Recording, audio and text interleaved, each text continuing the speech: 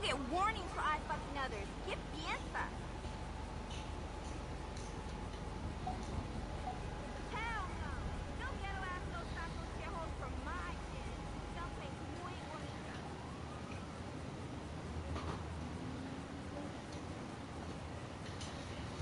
Of course not. You know I keep it tight just for you. Bye.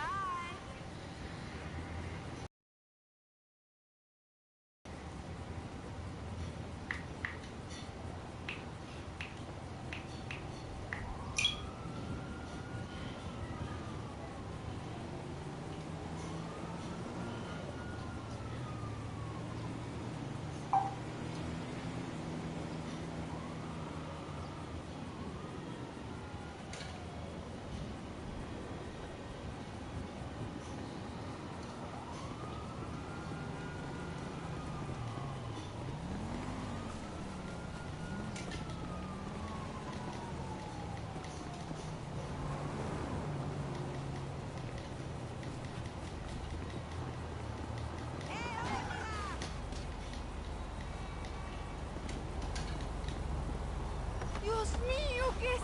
¡Ah! ¡Ay, qué mierda!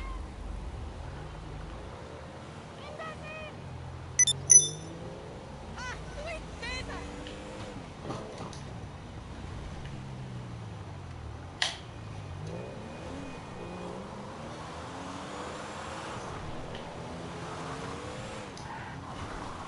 That one move.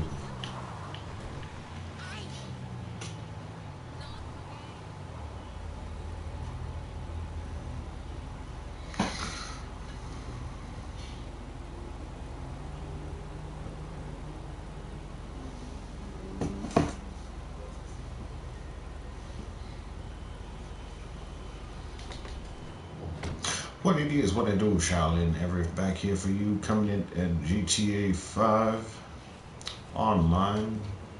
Gonna do this update and see what it looks like. So let's get started.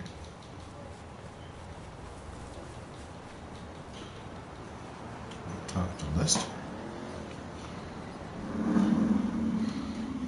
Fucking Lester. Well, I'm here. I was just gonna message you back, tell you to dick off. And I thought, well, why not go down there and meet me and tell him to dick off IRL. Look, whatever you want from me, whatever this big new job is, I'm out, okay? I'm done. I already took every decent score in the States. Sure. I laid out the Union Depository. I took down the IAA and the FIB. I rang the bell on half the Boss Act 500 CEOs. I have more money than I could ever spend. Okay, so that's it. I always just like a retiree. Now, I actually am one. So go ahead, so I can tell you to shove it up your tiny. I message you, you message me. Who hacked my phone? We did. In case you don't recognize her, this is Georgina Chen, Vice President of Chang Holdings, investor, philanthropist, socialite. She was just voted the 89th best-dressed lady in China. Yeah. Ni hao. I did my undergrad in London where masters in socialist impressed who can speak English. It's a pleasure to meet you. Likewise. Mr. Cheng has come to Los Santos to deal with a regrettable incident. Oh, let me guess. The Diamond Casino and Resort? You upset that Thornton Duggan muscled you out? My older brother was in charge and was taking advantage of. Yeah, well, private equity money's always gonna try to screw you, lady. You wanna talk to a lawyer, not us. You misunderstand. I don't want them to...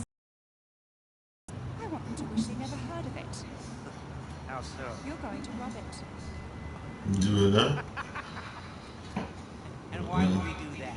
Aside from vault stuff with cash and different guest consignments every week, there's talent. Better security than anything we've ever seen. A truly dynamic and adaptive system. No offense, Miss Chang, but every job I've ever done was impossible. Until I did it. Perhaps. Do you know what? They told me you were the best in the business. And it only took me 5 minutes to know yourself. Good point. Okay, maybe I'm a little stale, but I'm not coming out of retirement every time some new money sink opens up. I need more of a reason. Then maybe you do it for me. because I'm asking you as a favor. I'm not looking to make any money out of this. Anything you get is all yours. We'll need a base of operations. Find something, but we can't have anything to do with it. Your associate will have to be the front. I'm not going to pretend I haven't already looked into this job a little bit, you know, professional curiosity. So I'll send you a mail, and it's up to you. Now, if you'll all excuse me, I don't want to miss the early bird special. Bye then. Okay. He's just very good-looking. I hope you can help us. Wang, let's go. Yes, why not?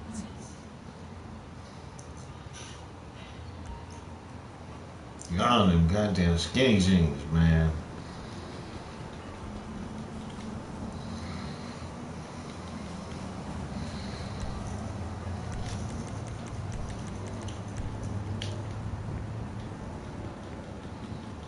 Everybody and their mama gotta wear them fucking skinny jeans, man. Look like you went in your sister's fucking closet and stole her fucking clothes.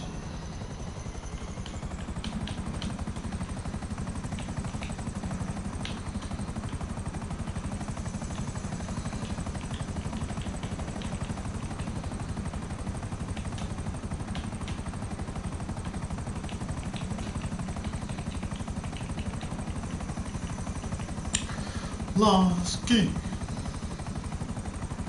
Lost key.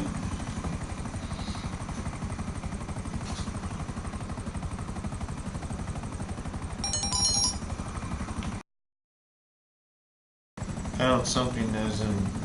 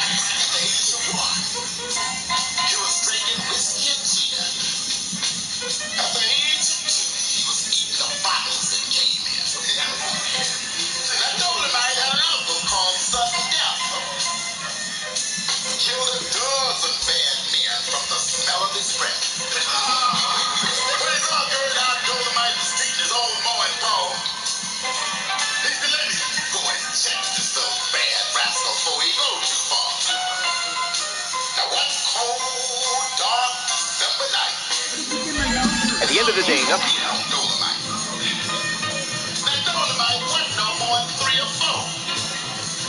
But his uncle come breaking through the door. His uncle said, Dolomite, said, I want you to straighten up and treat your brother right.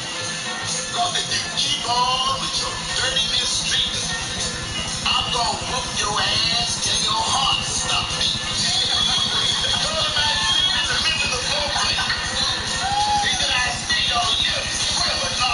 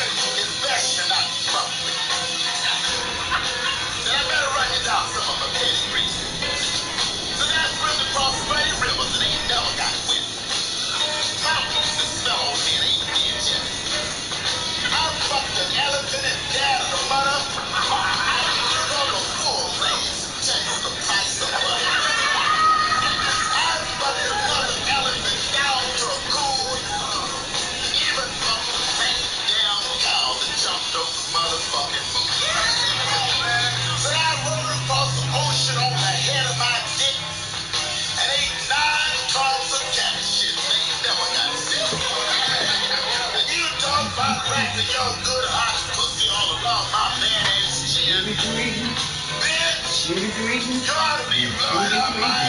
I heard your first time, huh? What? When you through eating what? Did you say that? Did you say that? Did you show me? That's on your roach, Mom. You need a blunt. You know, Mom, please slow down. No, you're not. You just started like in 4 minutes a month in that little split second.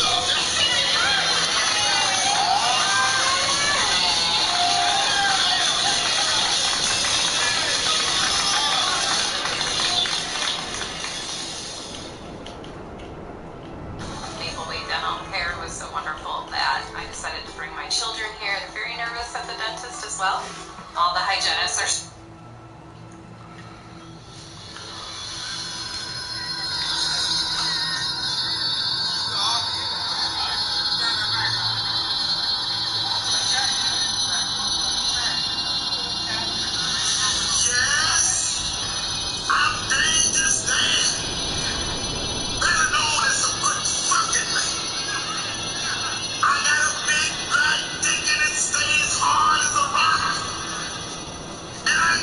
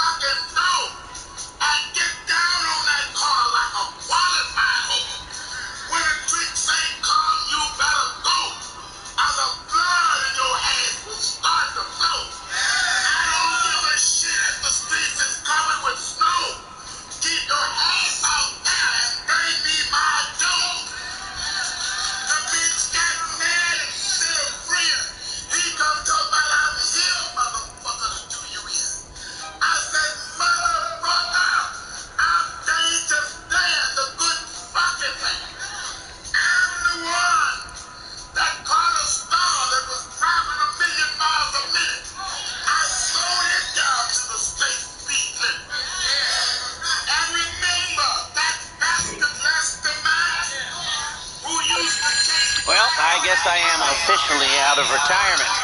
Let's get this arcade up and running and get to robbing up the casino, huh? The staff's already on board. Meet us there, and we'll see what needs doing.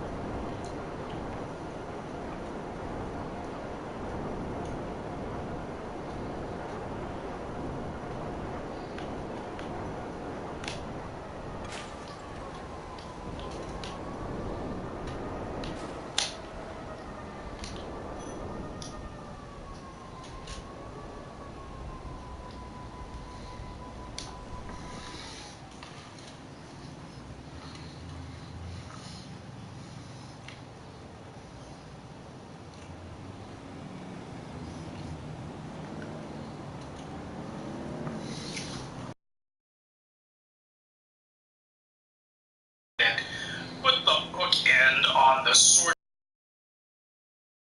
of be Dr. Dumbass. Dr. Dow. This is a subject that has gone on longer than I had thought that it would, and the conclusion was as predictable as it was tragic. I pretty much was able to see a mile out how this was going to play itself out, but that's not to say that I wasn't going to throw in my 2 cents anyway, as it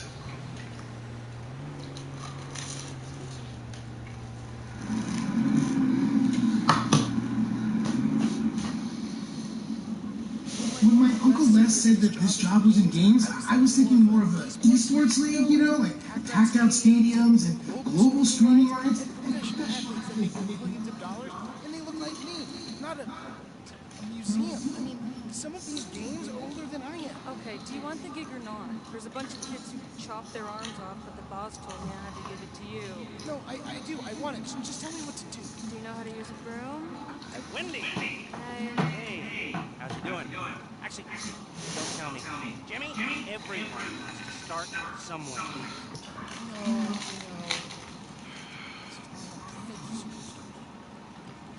He's a family friend. I give him a week of props. Oh, so, what do you think? We need some cabinets, a bit of a spruce up. This way. I grew up in these kinds of places. Figure I might as well grow old in one. And this laptop will tell you everything you need to do. Why don't we, hear our fortune, The odds are in your favor when you cheat. A little something I can put together. Anyway, of course, we'll have to get set up down here, too. Use your imagination. This is an area for your crew to work. And keep getaway cars there. You've got a practice area here, maybe, and a garage through here if you knock this down. And another laptop here, and maybe some sleeping quarters way back down that way. And right here is where we will put the planning boards. Everything we need to design the most complex robbery this city has ever seen. Hello? Oh, Oh, look. hi! So this is the nerve center. I must say, I'm very excited to have you both on board. Be excited once you cleared out the casino vault. Or when Thornton Duggan throws himself off the roof. I like it. Do you now? Yeah. So there's, some work to be done, but everything looks on track. If you want, I could run you through some of my ideas. And I can run you through some of mine. Sure. Come back to my hotel. Richmond. We'll get some food and discuss it all. Sure thing. Today, an appointment.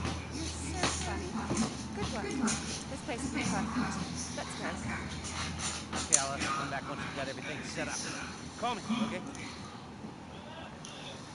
Hello? Alright.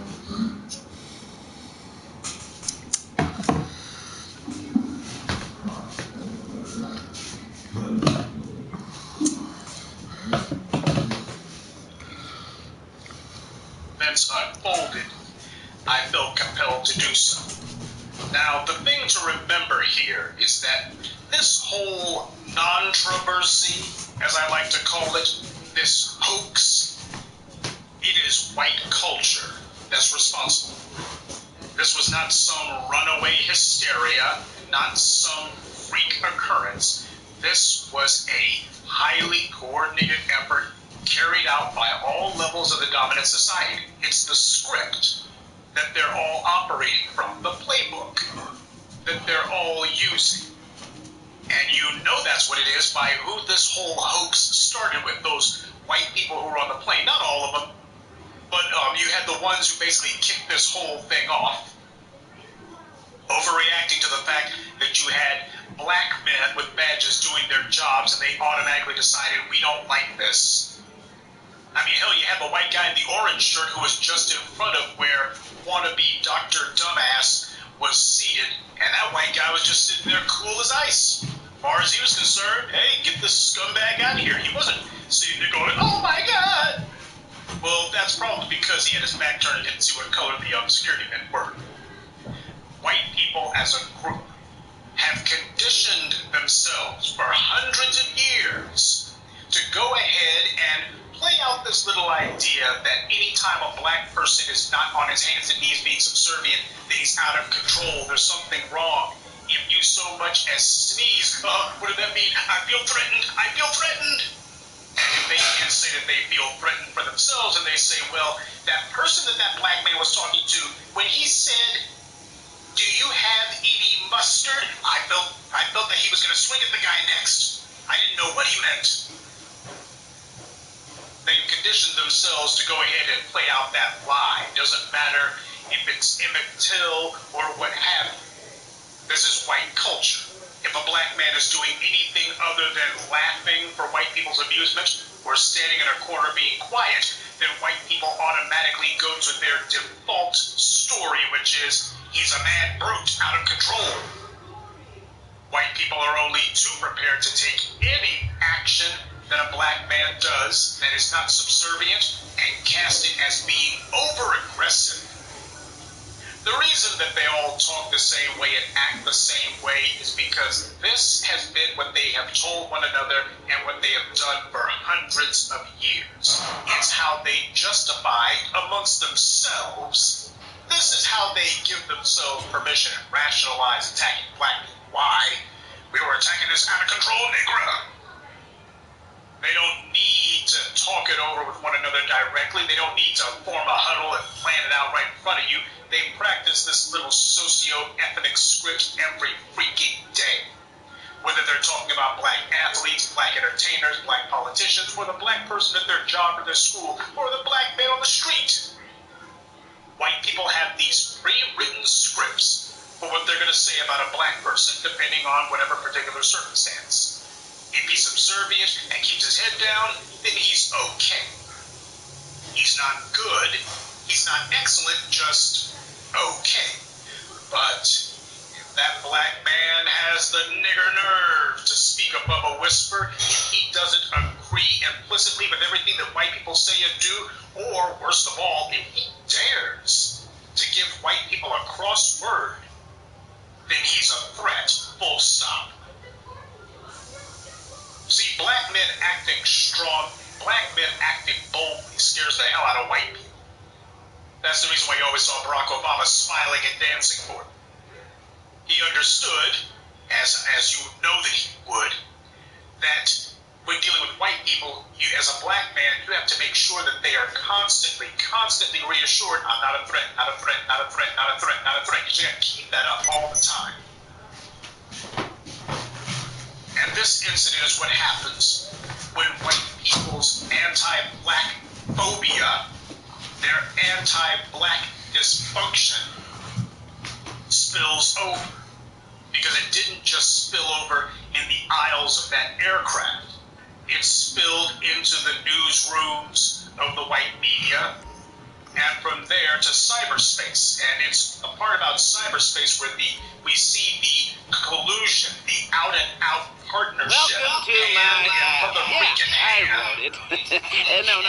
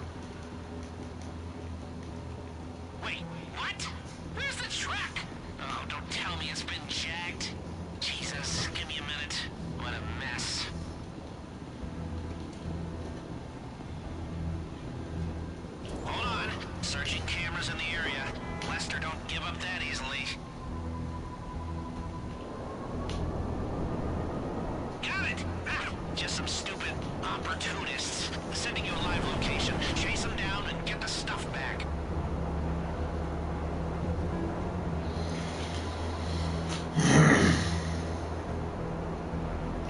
Like moving that far.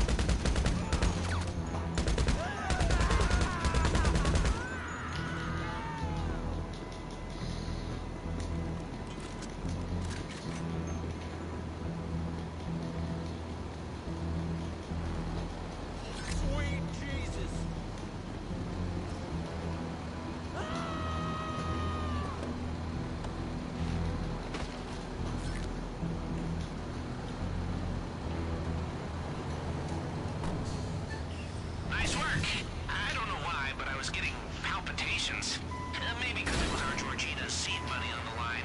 Those arcade machines better still work.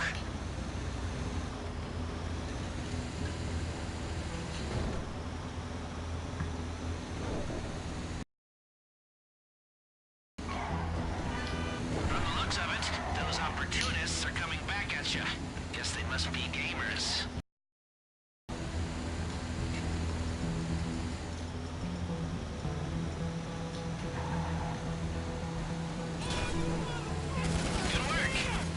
Street crimes when you get back. It's a Degenitron classic. I remember when it came out, I was a good kid before that game glorified criminality and violence and corrupted my poor, innocent mind. Yeah, right. I've always been a punk.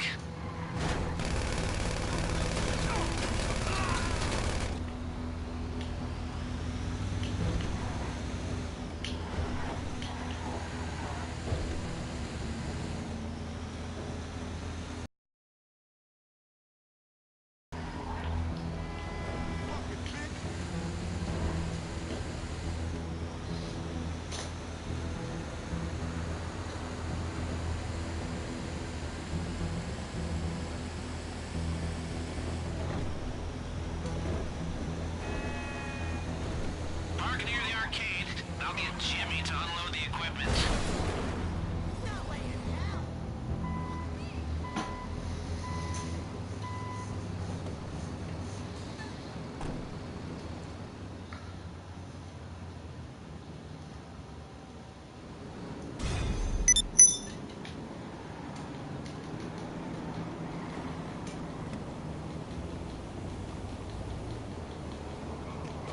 Hey, what's up, Slick? I know. You don't stop.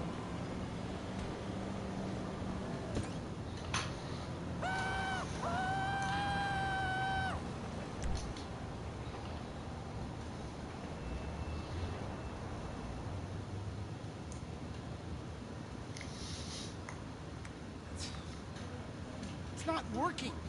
These dumbass pieces of shit. I mean, I swear to God, they're not even connected to a network. And they're busted. I mean, come on. Are they plugged in? Yeah.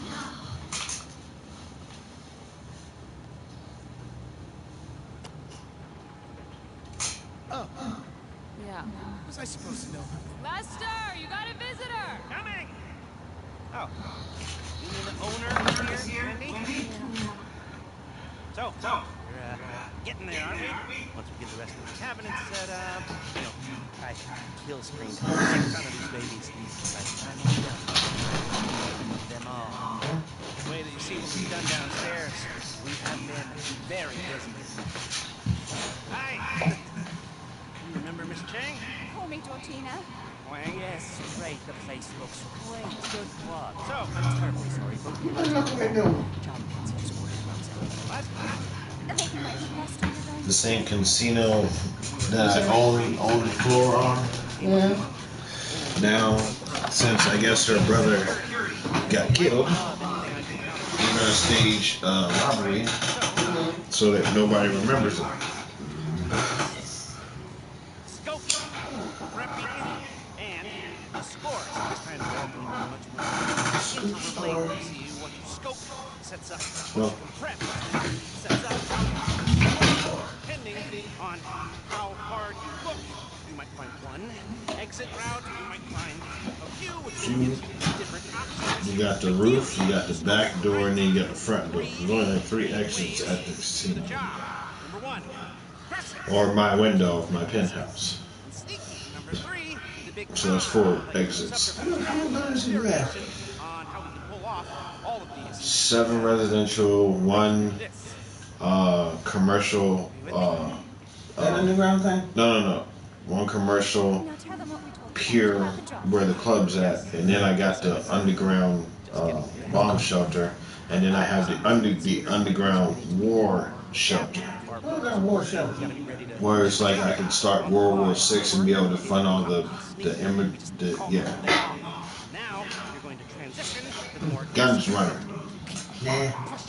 It's amazing. Yeah, I got a gun runner Keep on trying to bunker. do it every week. I want this casino to be the anvil around Thornton Douglas' neck.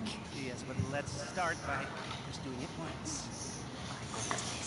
Rose's getting warm. Georgina was If you need me, please don't hesitate to call. We'll stay in town until it's done. It's in good hands. I need anything for me. Roger that.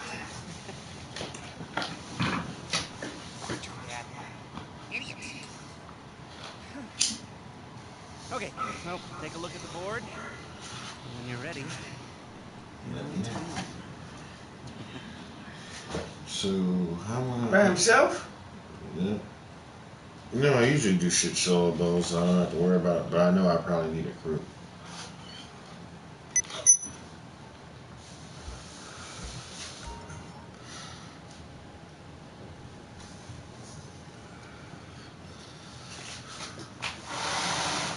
What you do with it?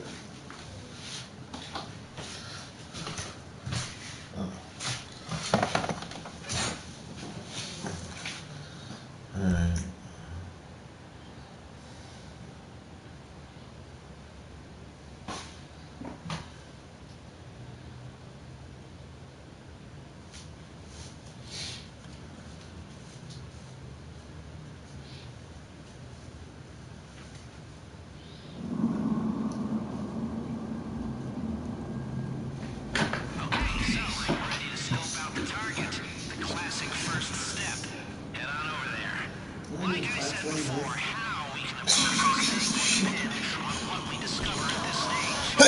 Why do you get him? Huh? $22. What? Oh, $22. and just so you know, our rich benefactor's covering the cost of this venture the first time through. If we were to hit it again, you'd need to put up the meager setup fee yourself, but she wants to make sure it's done right at least once. Who are you walking for? Trying to see if my homeboy and my friends list will want to come in. Is that him? Well, he's got his own crew. I don't know if he wants to help me out. Hey, y'all want to give me a hand? Keisha!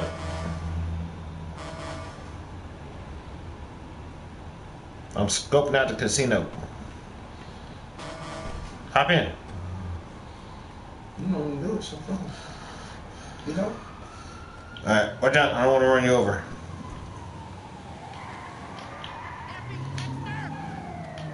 You want to get in there? No, didn't. Nope. Really, I just need a gunner.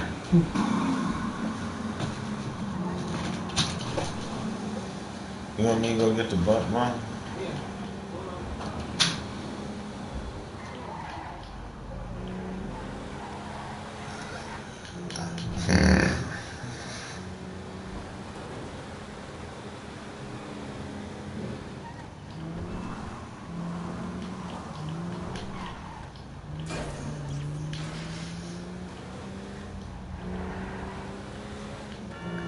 There it is, the diamond.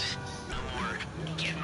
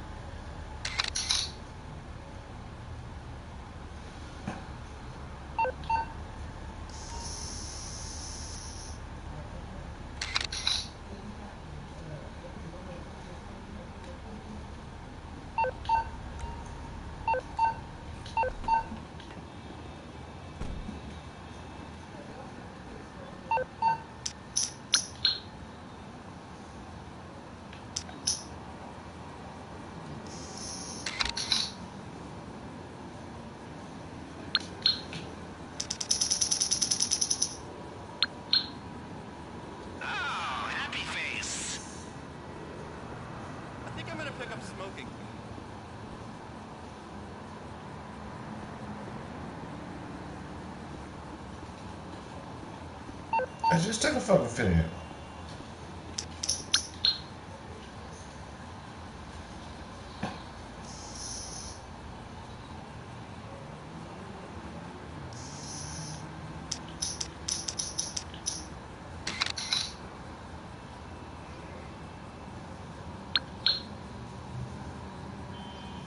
I see it.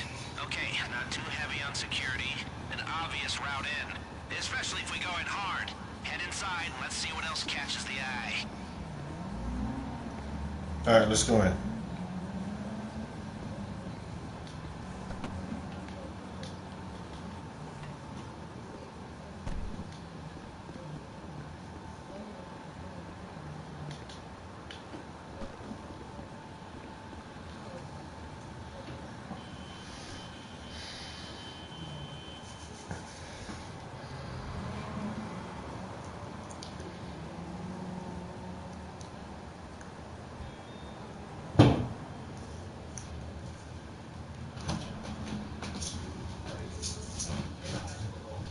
Content.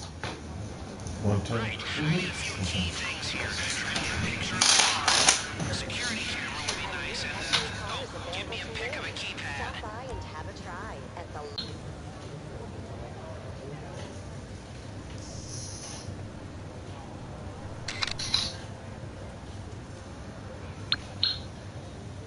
Mr. Likey.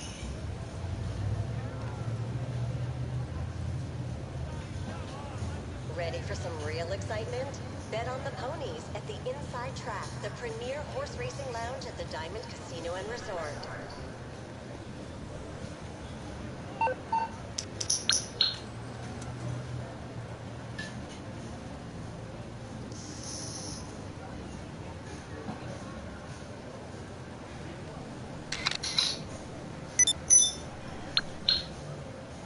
Color me intrigued.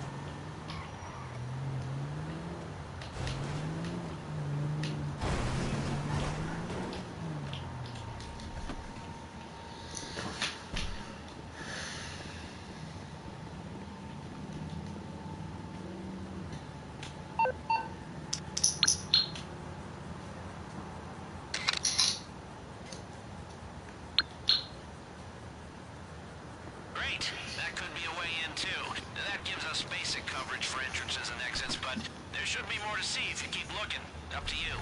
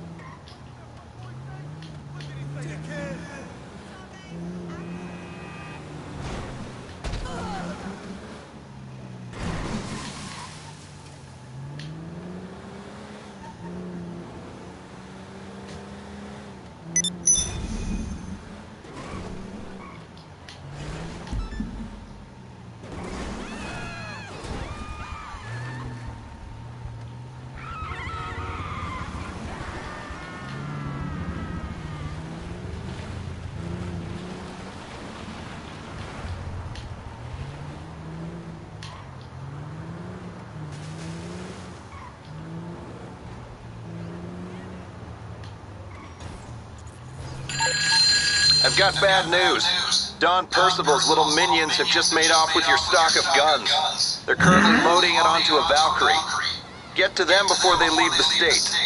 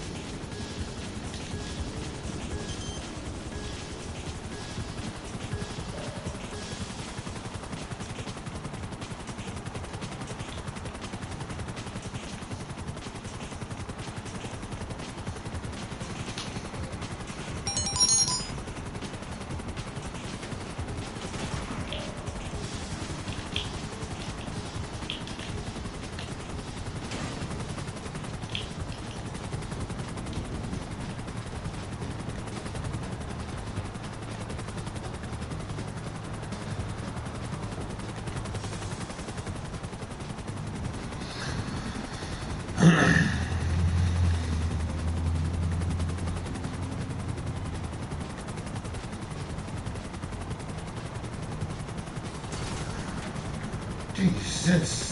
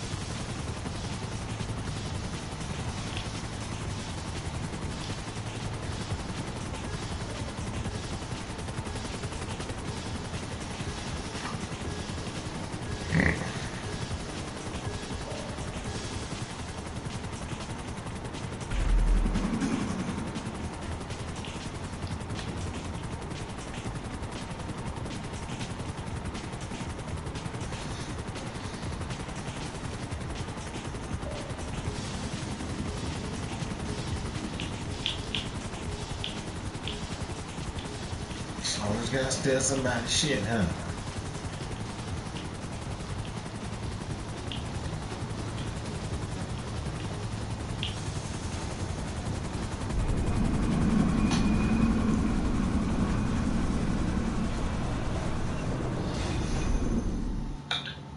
Of the old broadcast media and so-called white media tries to tell you this all didn't start online. Now, sure, it was augmented online once the white Twitter twits and the Facebook retards figured out what the marching orders were being given by the media. They ran with it, sure. But the thing is, it started with the white media itself. This video, from there, made it to white media websites. They wanted it out there, and they wanted to make sure that this was going to be cast in a specific light. They wanted to put the race. We got through that one, but you might want to upgrade security at the bunker. It'd help you deal with attacks. Before and... I told you a few days ago that the airlines have been overbooking literally since the beginning of the airline industry. Back in the 1950s when they started overbooking. There's nothing new about it, and what we found out later was it's not that the flight was overbooked. It's a matter of, apparently it turned out at the last minute, United figured out that they were going to have to send some of their employees to Louisville, so they needed some of those seats. And don't let them fool you with any crap about, well, if they had upped the price. At the end of the day, if the people weren't getting off the plane for $800, that pretty much meant that they were going to be staying on there. Nobody wanted to get off. And the white media understood this as well. That's the reason why they didn't waste any time putting forward any fraudulent narratives about, well, maybe if they had offered more money. The white media figured out before anyone, hey, look at those niggers calling themselves putting their hands on somebody. Next thing you know, they'll be running away with themselves, thinking that they can put their hands on a white person. Better nip this in the bud now, buddy. Better nip it in the bud now. And you know that this is how they were thinking and how they wanted to go about things, by the way that they reacted when people finally started to ask questions about Dr. Drug Dealer. When people started asking questions about this guy, all of a sudden the white media wanted to shut the conversation down. A wise man once said that the media never talks about reactions of the public unless that's something that they themselves believe too. And you'll find that that's gospel truth. We have these white websites and these white broadcast outlets talking about... Before we resupply, there's some business to take care of.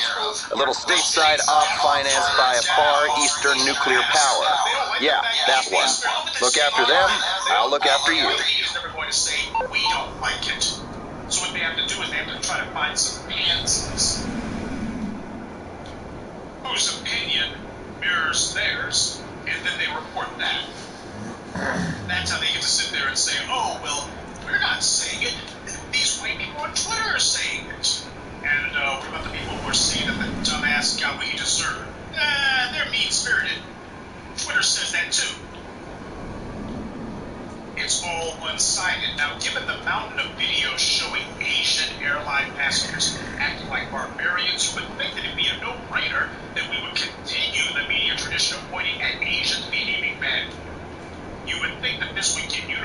condemnation instead of support. But that's the thing.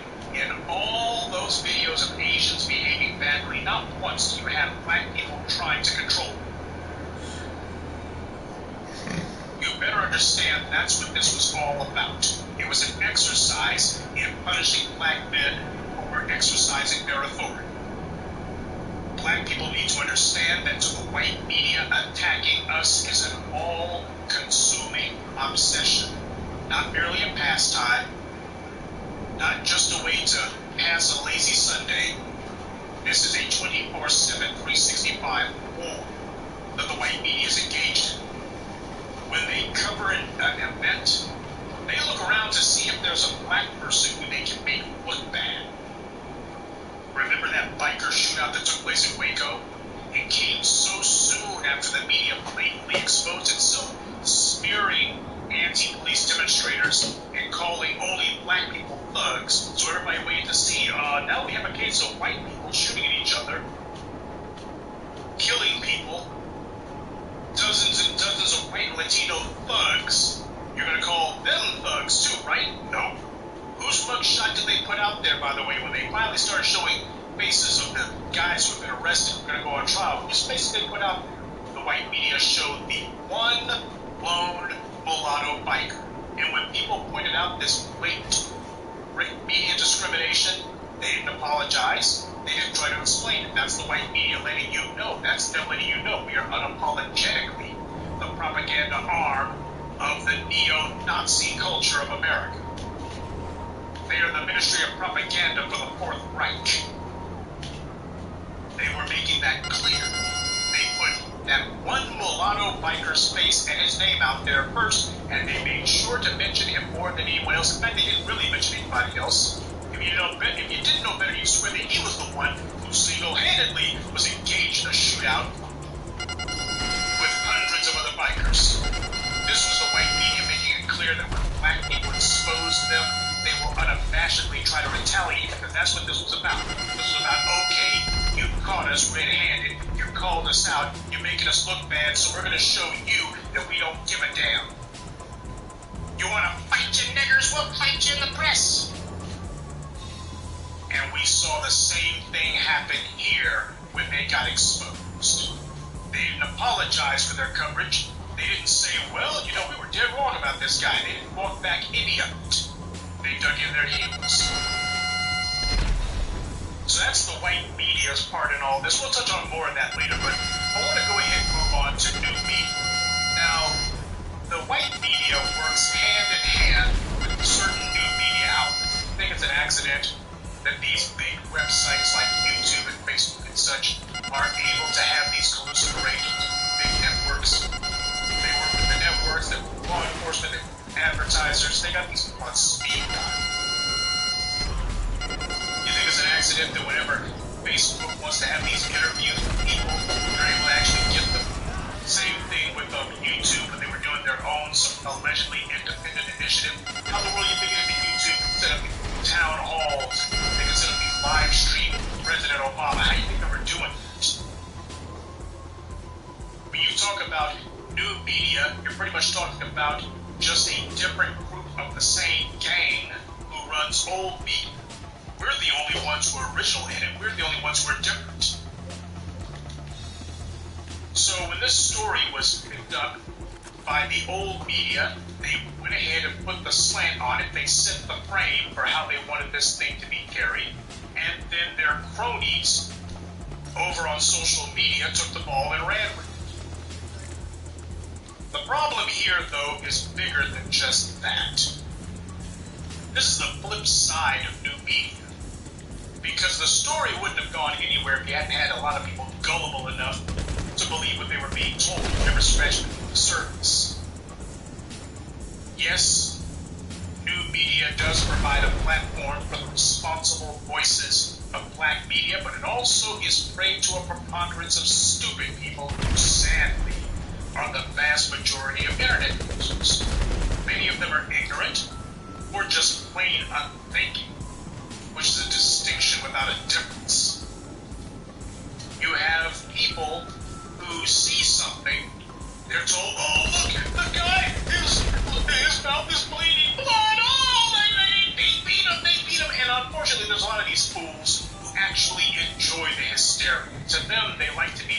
these flash mobs. To them, it's all part of the fun. They like being part of a runaway hysteria, the crowd gone wild. They love it. To them, it's entertainment. They just can't make it through their day without having some sort of roller coaster that they can be part of. See, they could be part of something constructive, but the problem is whenever you decide that you're going to speak truth to power and challenge things that matter and take on established power, well, that tends to take a lot of time, and there's not a whole lot of excitement to that. And you can't sit there and get the instantaneous emotional high of, I said, oh my God, he's bleeding, and they mentioned this in the New York Times. You don't get that. Instead, what happens is you're in for a long, hard slog. You're going to have to put in some freaking time and effort. You don't get to do a Twitter tweet, 140 characters of stupidity, and then sit back as the white media runs with your idiotic comments. And don't think that the people online, these Twitter tweets, these Twitter twits, and Facebook retards, don't think that they didn't know what the hell they were doing. Some of them anyway. People in the dominant society have been conditioned to never like it when a black man does anything. If a black man is speaking, they automatically chime in as if it's a negative. They cast it as being bad. Unless you bow and scream, you're doing something bad. We have hundreds of years of entrenched racism, a blatantly anti-black culture that has spoon-fed everyone, including black people, on the idea that no black person can ever be right. When a black person does something good, it's never as good as when a white person or a non-black person does it. More important, here's where the rubber meets the road. When a black person does something that is merely questionable, that is intentional and evil and deliberate. And if a black person does something that is supposedly wrong, quote unquote, even if he's merely accused of doing wrong, you can't really prove it, but just the accusation, then it is always worse than when someone else does it. A black child merely walking down the street, he must be looking for a house to burn. A black college athlete defends himself from a white female beast who attacks him at a restaurant. He's the one who's wrong. Not her, he is. Anything black people do, whether it's working on the job or even eating, for God's sake, it's always seen as somehow bad. That's the lie that they tell themselves, the non-stop broken record of stupidity that white people and others tell themselves. Their racial phobia, their racial dysfunction, their racial neuroses that they keep feeding as their means of justifying anti-black racism. This anti-black hatred isn't even called out. It's just portrayed as normal. Now, I'll tell you right now, it's not very likely that we're going to see another media-driven hysteria like this one, because black men are not normally the ones who fight. But if it does happen again, we'll see some black men move this over plane again. I can promise you the old anti-black hate machine for the white media is going to gin up, and the roller coaster begins all over again. This is the empire striking black. As far as they're concerned, if we give you niggers, and giving the enforcement arm of white supremacy a black eye in the last few years. They've just been taking it on the chin, and you've been scoring too many wins. So we gotta get our pound of flesh somehow, we gotta retaliate somehow, and this is it. To them, this is an object lesson. But another reason why you're going to be unlikely to see this for a while is United Airlines is one of the majors. And all the major airlines depend on the federal government for subsidies.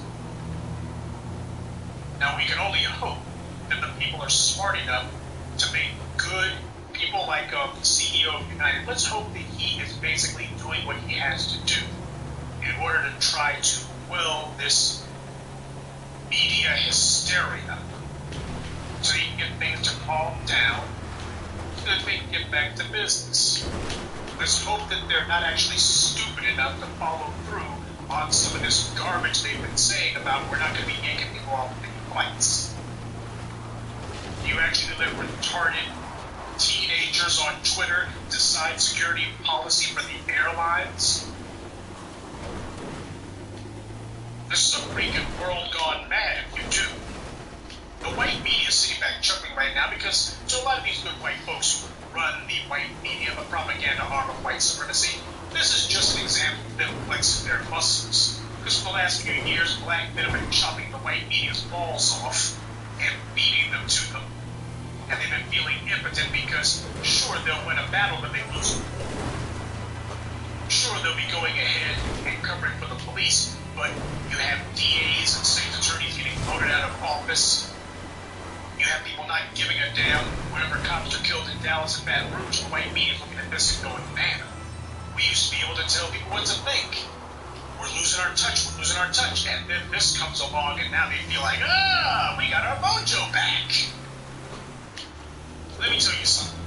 The so-called news cycle is a total invention of the white media. In fact, the very term news cycle itself implies that it's all arbitrary. The very term is them bestowing permission on themselves to report or ignore whatever they want. And their coverage is not based on a subject's newsworthiness. Instead, it's based on whether or not it is useful to the agenda of white supremacy. Does this serve their interest to report? The term news cycle, it's a slick bit of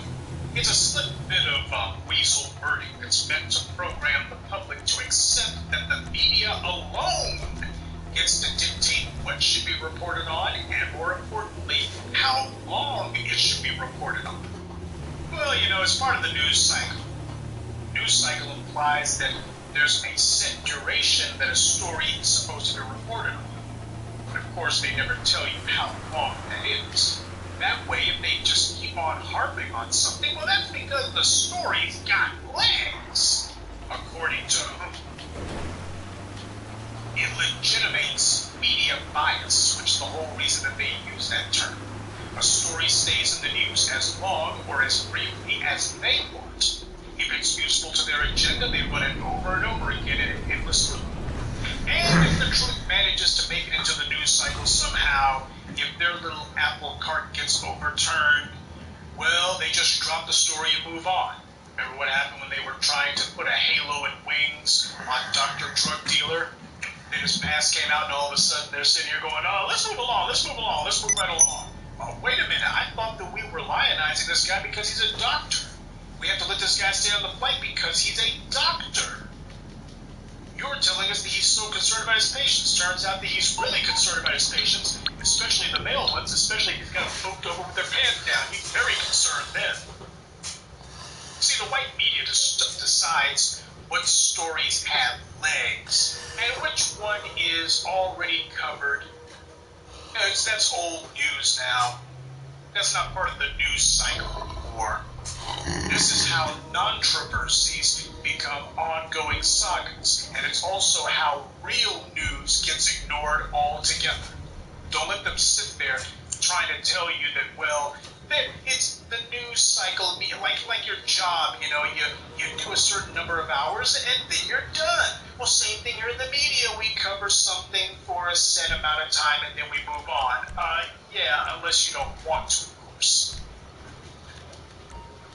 As you've seen, I've done a video every day Nice work. about this controversy. But by far the most important in this series was the one that I did on Tuesday, April the 11th, where I went in on Dr. Drug Dealer's felonious and immoral past. And I made sure that video had the proper length necessary to air out the subject in full because I wanted people to see that video more than any of the others on this hoax.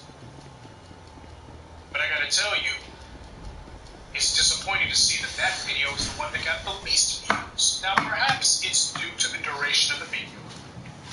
That certainly could be a factor.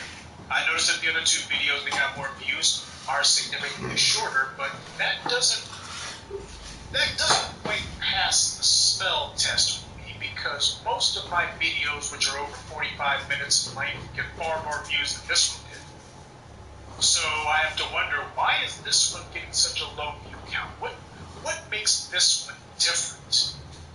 Now, I'm no conspiracy theorist, but I'm also not naive either. The big social media sites love to suppress views on videos or posts that they don't like. They don't like anyone pointing out this pretend doctor's criminal path. I noticed that people who decide that it's time to go ahead and expose this fraud, that it's time to go ahead and tell the truth about him, let's take away his halo and wings that the white media is trying to put on him. You notice how these guys don't get mentioned. In fact, the white media boldly proclaim that doesn't matter. I showed you that. They put it up there in bold-faced print. All of them, not just one or two of them. All of them are saying the exact same thing, as if they passed around clip notes saying, hey guys, if anyone does decide to tell the truth about Dr. Drug Dealer, just say it doesn't matter. It doesn't. You've never seen them say that before about any subject. Trayvon Martin, they were accusing him of acting up in school. Nobody said that doesn't matter. That's irrelevant. The Associated Press went to court so that they could try to obtain Trayvon Martin's juvenile school records to try to find out was there some dirt that they could report on. Why would you want his disciplinary records from school? Only thing disciplinary records would show would be if he was suspended or given detention or what have you. And they filed a lawsuit to try to get that information. You didn't see them saying that doesn't matter. Same thing with Freddie Gray. Apparently that mattered. Walter Scott was murdered. And the first thing they put out there was he was behind on his child support. Now, one of them ran a headline saying that doesn't matter.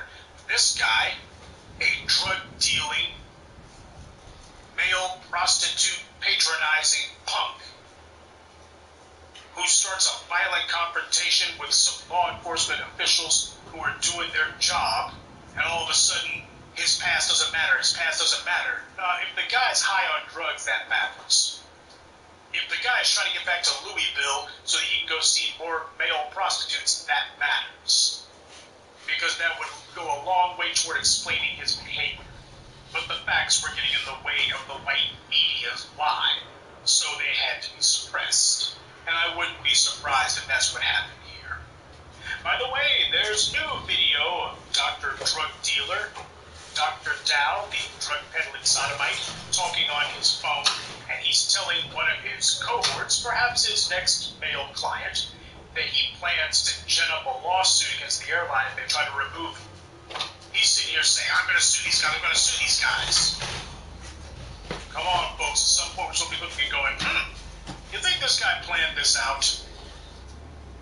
But the white media was also using a lot of dog whistle language meant to trigger white people's own predictable indignation. White people are the most arrogantly entitled people on the planet. So when you use certain phrases that attack their privilege, that attack their entitlement, such as, he paid his money and the customer's always right, and all the other phrases meant to activate white people's knee-jerk entitlement responses, you can bet that they're going to get the message and immediately fall in line, which they did.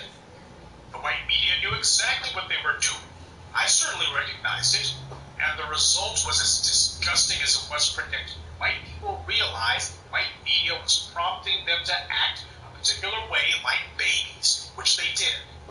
They clearly got the unspoken message that Dr. Drug Dealer is a proxy for the white public in this case. He's not a white person, but you can use him to go ahead and forward a certain agenda.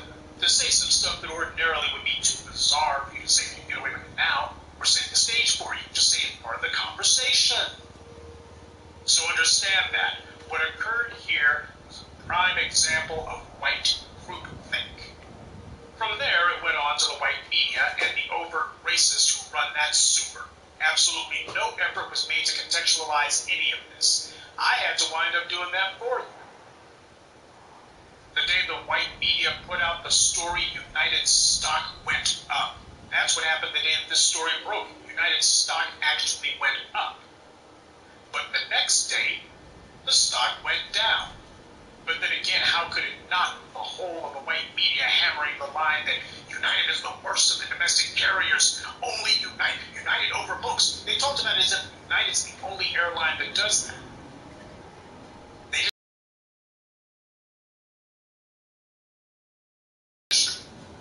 They were hammering the idea that United has luggage that gets lost, and United's got these other issues, and they were just doing everything they could to run United into the ground. Never mind the fact that United's standing with the public is far superior to Spirit Airlines, who the white media has never attacked.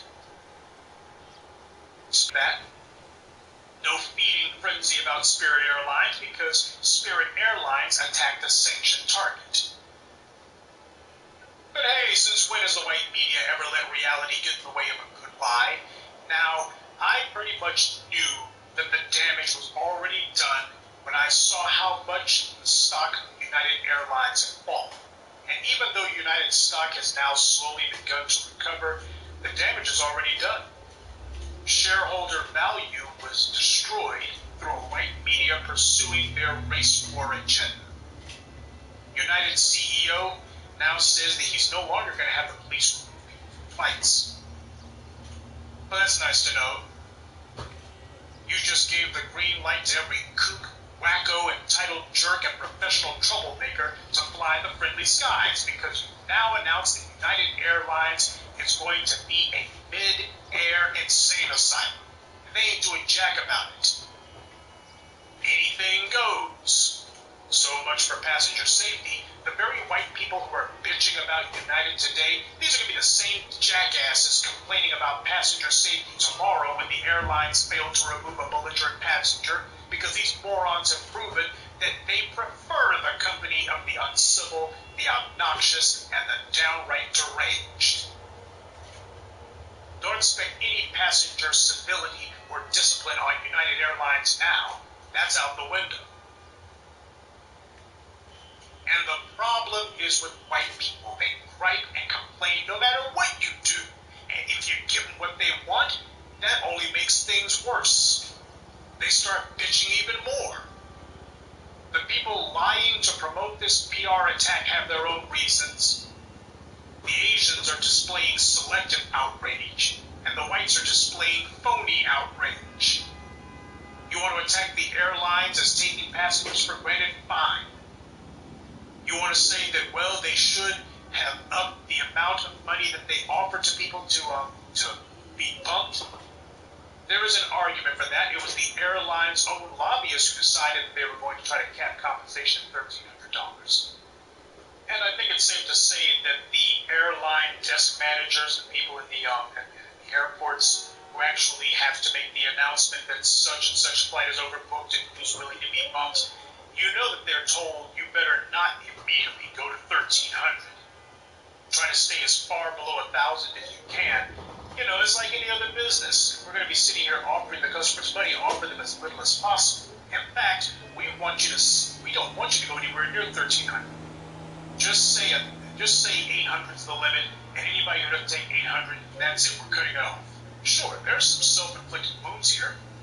When Munoz was talking about how there was a lack of common sense in the behavior of some people, well, he can start with himself on that one. After all, these penny-pinching policies come from the top. If the guy who runs the airline makes it clear that it's okay to go all the way to 1,300, it's totally in your discretion. We are not going to punish you for it if you go above a certain amount of money, and we're also not going to incentivize you to stay below a certain payout threshold, because that's also another problem. You know, that's how airlines work, by the way. The pilots have an on-time bonus that they receive. If the flight is late too many times, the pilot gets dinged. And it's also a matter of fuel conservation.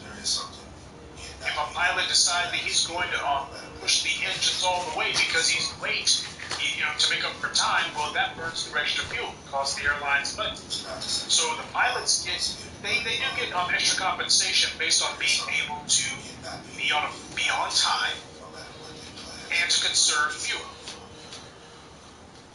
And I'm not so naive as to think that the desk managers are not the same way. But here's the thing, folks. Whether the desk manager was being constrained or perhaps was being short-sighted in the amount of customer compensation to be given, that doesn't change the fact that there was still $800 on the table. And let's be honest, you sit here and make it where the airlines are forced to give unlimited compensation for being bumped. I can tell you right now, in an industry where one seat can make the difference between profitability and law and whether or not they have to eat some money, you can't have a situation where everybody's getting offered $5,000 to get bumped. Let's be reasonable, okay? And by the way, is law enforcement overbearing? Sure. What a shame the white media didn't seem to realize that before this week. Apparently law enforcement was misunderstood before this week. Now they're a bunch of ogres until next week. Which, like out there in Sacramento, you got another white cop being a white cop attacking a black man, shoving the guy, knocking him to the ground, accusing him of jaywalking in a residential area. Guys trying to cross the street in a housing complex, and you're sitting here saying that this is jaywalking. So apparently the police can walk on water again, because we're talking about white cops this time. But even if you want to say that the security officials on the flight were overbearing, that has nothing to do with this incident. Power on. And you better believe all you folks out there sharing your strap on and making excuses for this and supporting Dr. Drug Dealer. To the white and Asian people who thought themselves so clever, okay, you got to attack black men obliquely, black men in uniform, for exercising control over an out-of-control route. Now the airline industry as a whole is about to become a lot more dangerous. You morons and retards on Twitter and Facebook have declared to the world that you don't want anyone removed from a plane for any reason. Once you pay for your seat, then nobody can get you out of it. But Oscar Munoz is trying to salvage a PR nightmare, even though it's all based on lies, and the basis is totally fabricated. The damage to United stock is quite real. And every CEO's first priority is to protect shareholder value, to protect the shareholder's investment. So when he saw those numbers, he immediately looked and said, hey, everybody's going to be blaming me because the shareholder meetings, ain't many customers who show up at those shareholder meetings. So it's not as if he's going to be dealing with a bunch of angry people going, where's our compensation? I got bumped. He's going to be dealing with investors who are saying, you know how much money my investment lost because of you? So that's where the world his concern comes from. And the white media likes this idea. See, 99% of the time they protect corporations who attack black people. They make sure the corporations who attack black people never take this kind of PR hit. They don't run those guys into the ground. Doesn't matter if it's Denny's or General Motors or whomever. Corporation mistreats black people, is accused of racism. You don't have the white media immediately deciding that they're going to badmouth those corporations and run them into the ground. They don't start a PR war against them. And you want to know why? It's because racism has a specific definition in the United States. Unless you're black, you ain't experienced racism. Racism in the U.S. has one definition and one definition only: anti-black bigotry. That's it. All the rest of these non-white groups who allege racism, the only thing that they experience was prejudice, that's all. Like that Asian woman out there and wherever who's claiming that she was discriminated against by Airbnb, that's prejudice. You had some white woman who, all she knew was you were Asian and so you can't get her. That's prejudice. Because the white media is deciding to go ahead and hand her an Airbnb client who turned that Asian woman down. Hence, it ain't racism. We alone are the only ones who racism is pointed at. Where an entire apparatus, a machine, swings into action to justify attacking us, to protect those who attack us, and to promote the next attack. That ain't what happened with that Asian woman with Airbnb. Nobody was trying to promote the next discriminatory act. No one's trying to protect that Airbnb client. Anti-black racism and bigotry has been practiced so long undergone so many changes meant to protect and promote it that it's a machine at this point. The most sophisticated and relentless ever made. And this evil machine has been refined so as to influence people to be overtly racist as well as covertly, and that's what we saw here. White media put on a grand display of covert racism. And much of the white public played along because they understood it. It's their favorite song and they love to sing it. Many people didn't even realize what was going on because under white supremacy, most people don't realize that they're being influenced by it, which of course is the very definition of influence. It's totally denial. It's there, but you can say that it doesn't matter. Doesn't matter if a black person is the one acting or the one being acted upon. The public is still programmed to oppose the black person regardless. The black person is always the wrong party in any situation. And on the few occasions that they might give a black person the benefit of the doubt, have you ever noticed their support is always lukewarm at best? They'll always give equal support to the black person as much as they do the person who was racist. Splitting the baby, that's the closest to supporting black people that most folks in the dominant society are going to come. I told you the airlines have been bumping passengers since the 1950s.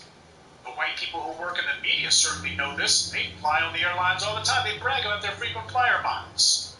And in almost 70 years, they haven't given a damn about the most consistent practice in the airline industry. Until now, they didn't give a damn.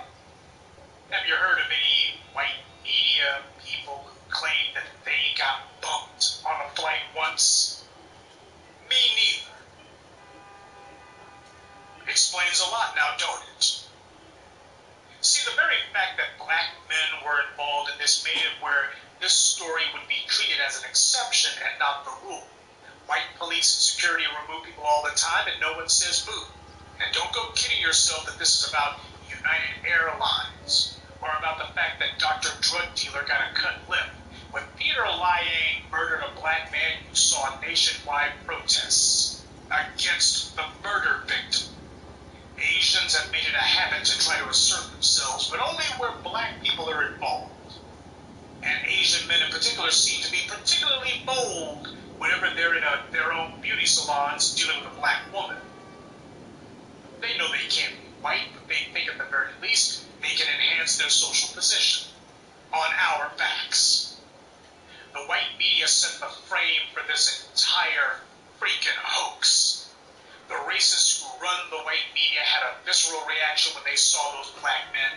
You may not have noticed them, but white people are hypersensitive to anything that even looks like a black man. These white media supremacists are every bit as bigoted as their pals in the government or so-called law enforcement. They've already proven time and again that controlling black people means more to them than their own lives. It's an autonomic response for them. As soon as they see a black person, bam, Pavlovian response. We're on autopilot. Black people have got to start understanding when people are using code words or attempting to attack us by proxy. And attacking us by proxy is now the dominant society's favorite means of covert racism. I suppose I can see this so readily because I'm an armchair political scientist. And like any science, when you begin to investigate something, the very first thing you're supposed to ask is, has this ever happened before? Comparative analysis is the foundation of logic. The white media has never attacked police or airlines for ejecting a passenger or for attacking people outright. This incident wasn't violent at all. Did it get a little physical? Sure, but when has ejecting a passenger from a plane not gotten physical? Was it forceful? Well, sure. These people who are getting kicked off the flights are getting kicked off because they don't know how to act. If they knew how to act, they would have gotten out off the plane the first time they were asked. To ask the question implies the answer. But they bent over backwards to portray this felonious, drug-peddling scumbag as if he was some sort of saint. And clearly it's not because the white media loves Asians so much. I immediately realized that black men were the real target because we are always the white media's perennial favorite target. Some people might say, well, you always assume the worst about the white media. I don't have to assume the worst about them. They validate the worst about themselves all the time. At this point, unless you're dead, there's no way in the world that you can just say that the white media is being objective. They have no objectivity. Their entire mission is to be prejudiced against black people. It's common sense to assume the worst about them because they're always doing the worst. Now, the white media put one over even on a lot of black people. And that's the thing that disgusted me the most out of this whole hoax. By pretending to make this an issue about use of force, a lot of black people immediately fell for the okey-doke. They didn't even bother to ask any questions. They heard the white media say something about law enforcement. They had their own Pavlovian response. But again, where the hell was the white media at when it was black people being dragged off the planes? That's the first thing black people should have been asking. When black people are killed by thugs with badges, the white media supports the thugs, not us. Yes, I have seen some black people who really ought to have known better who actually were taking the side of the drug dealer. I'm not going to say any names. Identities will be withheld so as to protect the gullible and the stupid. I guess it's just some black people are just so desperate, so pathetically desperate to finally see the white media actually criticize law enforcement that they didn't even realize the scam that they were inadvertently becoming part of. This has nothing to do with the police brutality issue of the last few years because even the white media didn't try to blame the Chicago PD, they blamed the airline. And yet there were some black people who, unfortunately, because critical thinking seems to be something of a lost art among us, and these are supposed to be the smart black people, by the way. We ain't talking about the Pookies and Ray Rays, these are supposed to be the sharp ones. But look at how far off the freaking mark they were. All the white media had to do was just sprinkle in a little bit of, oh, that's not law enforcement. And they immediately say, they're just out of control on everyone. Yeah, the white media wasn't the only group who left before they looked. The white media's job is propaganda. When they publish a story, it's not because they actually give a damn about the issue. They do it as a means of influencing the public. So after years and years of being the police's PR spokes team, why the hell do you think they would instantly, in a single day, run a story saying that the authorities crossed the line? They did it because under white supremacy, they can attack black people while exempting whites from those same policies. 3 days ago, the white media was blind to airline passengers being injected by force. Today, they could see one convenient instance of it. And after they've manipulated the public into helping to increase the perks for white people who get bumped on flights, the next week, they're going to go back to being blind to it all over again. Black people who played along with this charade because they thought themselves so clever, you can go ahead and look in the mirror and see a jackass now. And I'm being harsh about it because we don't have the luxury of being polite when you fall for a scam that should have been so damn obvious. Look at how they've rallied the white media as a group to protect the reputation of a drug-dealing gay sex monger who has over 100 felonies on his record. There's not one of these white people who would ever go see this quack. They would never go meet patients at his office. Yet today, they have nothing but praise for him. They demand that you overlook his past. Gee, if they got injured or had a medical issue, and I said, you gotta go see Dr. Dow. Yeah, you know, the guy who likes to trade prescriptions for sodomy. If you don't have the money to pay, that's okay. He takes it out of your rear end. In fact, they were demanding that you overlook this guy's criminality and immorality. The white media was declaring that it was out of bounds to talk about his medical record, his criminal past, and they were defending him precisely on the grounds of his being an alleged doctor.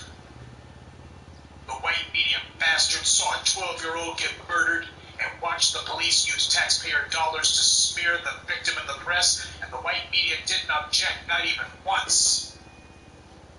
They damn sure didn't object as a group. The people who own the media are very clever at manipulating the public. They've had over 100 years of practice. More importantly, they've got a gullible public who refuses to see the scam. They try to figure out how to reach a particular political objective. Then the white media pushes stories that are red herrings, meant to get you thinking that the point is one thing, when in actuality it's something else entirely. The goal here was to punish United for having the nerve to allow black men to think that they can exercise authority over someone. This incident has allowed a lot of people to attack the black community without ever having to say the word black. Social media websites take their cues from the white media. They select what social media feeds or YouTube channels, videos, whatever, are going to be featured for the day. They decide what's going to be listed as trending, and they make these decisions along the lines of what the white agenda-setting media tells them. Now, I got involved because I saw all these lies being spoken, and no one had the intelligence or integrity to tell the truth. Most of the commentary that came from the black sphere was along the lines of Asians are getting their wake-up call. There's nothing wrong with that, but at the end of the day, I was looking at going, no, there's more going on here. There's a lot more going on here. So that's the reason why I decided to sound the alarm and say, hey, have you noticed that the security guys are black? Disconnected. A lot of people had missed that point, so I decided to step across that line. White people know that the white media gives them their talking points, their marching orders. They know when they're receiving their instructions from the white media. It's a game that they like to play along with. This is why when you debate them, you'll notice that the debate doesn't get very far. They know the initial talking point given to them by the white media, but because these talking points are lies based on absolutely nothing, white people don't know what to say afterwards. Because the white media didn't tell them. So when you get to a debate with them, they spout their talking point, that's pretty much all they know how to say, and then as soon as you answer and retort, they just repeat the talking point again. It's like giving someone the first verse of a song, but not the second. To help illustrate further how stupid this gets and how quickly it becomes utterly retarded, the desperate supporters of Dr. Drug Dealer, they tried to defend him by inventing the lie that the media had reported on the wrong David Dow. Remember that dodge that they tried? They were saying that the drug-peddling, gay-sex mongering, gambling addict whose bio has been in the news is not the same guy who got dragged off the plane. Now, this pathetic version of it immediately seen for the lie it is for two reasons. One, in the United States, that name like David Dow is pretty damn unique. So the chances of getting the wrong guy in the wrong city are pretty much zero. Secondly, you can check all this information yourself. You don't need to rely on the white media to fact check it for you. So if the answer was so obvious, why would they cling to this lie? Well, as we already know, the white media didn't get the wrong guy, they got the right one. So are the drug-dealing pretend doctors, defenders going to admit that they were wrong? Of course not. No. Because they knew from the jump that they were lying. They were just grasping at straws. They knew that they had stepped in a big pile of crap, and now they were trying to find a way to save face. The whole intent behind putting out this lie that, oh, they got the wrong guy with the wrong name, the intent was to try to cause confusion, so that they wouldn't have to admit that they had been played for fools. But the same Twitter twits who ran with the white media's fabricated outrage are also the same clowns who tried to breathe life into this false denial. There's more than a few liars on Twitter and other social media websites who play the same game as the professional white media counterparts. They like to traffic in lies, and when they get caught, they like to create fake diversions meant to distract people from the fact that they got caught. Now let's discuss the other elephant in the room again. See, it wasn't just white infants on Twitter who fell for this ruse. Black people did too. And the main sin that was committed by black people here was that they failed to code up. Since this fraud began, there have been black people who took the side of the drug dealer, and one of them has apologized and said that they were wrong. None of them have actually fessed up. So what's happened is they made a huge mistake. They've been caught out on it. They supported the bad guy, and now they don't even have the integrity to say we were wrong, we screwed up. See, they're proving that they don't really stand with us, and I said it. Not Foundational Black American. This after all those black women were attacked by Asian merchants. This after Asians nationwide supported Peter Liang. Now, Tariq was the one who popularized the phrase, hold your own nuts. And I noticed that whenever people are getting a wake-up call, I see that phrase being bandied about a lot. Folks, you need to internalize that phrase. Tariq wasn't just saying it to slam his gums. He was saying it to let you know that's what the word is. When this stuff happens, you're not supposed to be sitting here seeing an Asian person mistreated and going, oh, law enforcement's overbearing. No, they get mistreated, hold your own nuts. You let them complain about law enforcement, not you. You complain about law enforcement when they're mistreating a black person. Everyone else, you're on your own. Hold your own nuts. At this late date, black people should be resolved to let the Asians fend for themselves, but apparently some of us didn't get the memo. When you sit here and see this guy getting yanked out of that chair, you immediately go, oh, law enforcement is overbearing, law enforcement is heavy-handed. You ain't supposed to be sitting here speaking in his defense. Let his people do that. They certainly had no problem coming out by the hundreds of thousands to speak for Peter Liang. See, there's a lot of black people who, after this event, they've shown that they talk a good game, they don't show shit, but they're not actually serious. They've already proven that when the chips are down, when the moment comes for them to speak on an issue, they're going to go the kumbaya route. They had not even an inkling of what the hell they looked like speaking up for a guy who, for all they know, mistreated some black patients at his practice. Black people have convinced themselves that our place in the world is to be everybody's Negro pal. We're going to be everybody's black friend. No. So we try to be everybody's buddy without ever realizing that no one is ever trying to be ours. And don't waste my time with any crap about how there were one or two Asians at this or that Black Lives Matters rally. First of all, police brutality affects everyone, including Asians. So Asians don't get any points for essentially speaking up on their own behalf. Why don't you go by the Asian websites and see how they talk about people like Michael Cho, who was killed by police in California?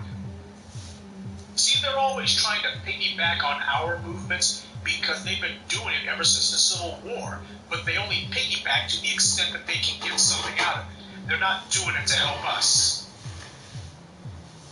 They saw a chance to make some progress on getting the police off of their backs, not ours. So don't go making saints out of sinners.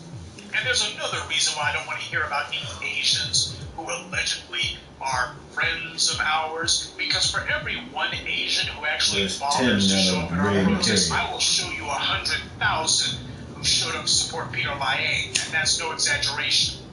That is literally a ratio of 100,000 to 1. When the hell are black people finally going to stop it with this delusion of a cross-racial alliance? That pink unicorn only exists in your imagination, stupid. They can play all these other records. We hear a lot of black people talk about the importance of being on code. Well, that starts with not taking up for anyone but us. What you consider your success in the world.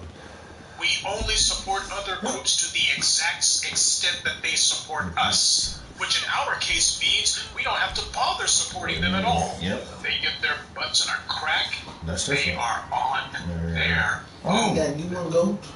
And the instant you see black cops or black security personnel doing their jobs against someone who's not part of the community, no.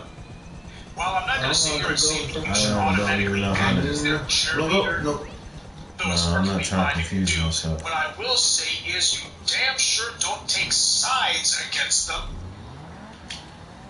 You're supposed to see the big picture here. But I guess it's because this was a Yeah, big that's story. that Arnaz J still fucks me up when he's like, I know the difference between nutrients and ass bump.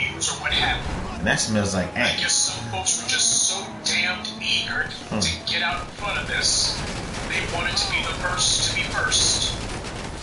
I want you to remember the names of the people who stuck up for Dr. Dumbass. I want you to remember the people who clearly didn't learn the lessons of the Asians' bold, unapologetic support for Peter Laie. How many was in the damn thing?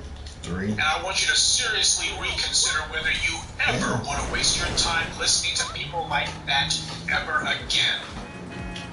You have people who are actually subscribed to me, who claim to agree with me, who claim to actually listen and internalize what I say, and yet, like a trained dog when white media drop the word police, you automatically responded the way that they predicted you would. I know the only reason the white media exists is to deceive and manipulate. I know that. They will never say anything that benefits us. They have a perfect track record of supporting the police and a perfect track record of attacking us. So what the hell makes you think that they're criticizing some security guys on an airplane somehow means that they discovered religion and that now they were on our side? See, with the white media, there is no such thing as a stopped clock being right twice a day. With them, that clock is always wrong. And yet you saw black people who actually had the nerve to regurgitate the white media line and say that this was about law enforcement run amok. Oh, shit. Well, even if that was so, why was it these fools didn't notice that the white media spent most of their time hammering United Airlines? They didn't actually attack police per se. Their main gripe was with United's decision to call the cops in this case. As far as they were concerned, this was out of line. You didn't have to call the cops in this case. So a lot of black people who are desperate for any sign that the white media will finally side with us, you can tell they've been waiting for it. Well, they jumped on this and totally missed the point. When this story first hit, as soon as I saw that it was an Asian guy who got dragged off the plane, my initial reaction was, well, so the hell what? Not our problem. In fact, when this story first broke, I had no plans at all to make any sort of essay about it, not even a hold your own nuts segment. Like that Asian woman who got discriminated against by Airbnb. You notice I haven't done a video about it, and I'm not going to. They don't even get honorable mention from me. As far as I was concerned, when Dr. Dumbass got himself dragged off the plane, I thought that it was going to be a one-and-done story. That is, until I saw what color the security guys were. That's when I realized what was happening, and that many of you would not understand it. That's not an insult, it's just a statement of fact. The white media sets the frame. They have certain phrases that they use, and unfortunately, people don't really have a habit of taking meaning to service. They just take everything at face value, and they run with it. And 99.9% of the time, you're going to be wrong. That's just started. The white media was going to manufacture as much fake outrage as they could because they saw an opportunity, and I recognized the opportunity that they thought they saw. And these black people who spoke up for Dr. Drug Peddler, I don't know what the hell to do with them other than to ignore them. Because some of them, without naming any names, some of them have already shown that they have very, very poor judgment. They tend to take sides with the wrong people on all kinds of occasions. This incident has made a lot of things clear.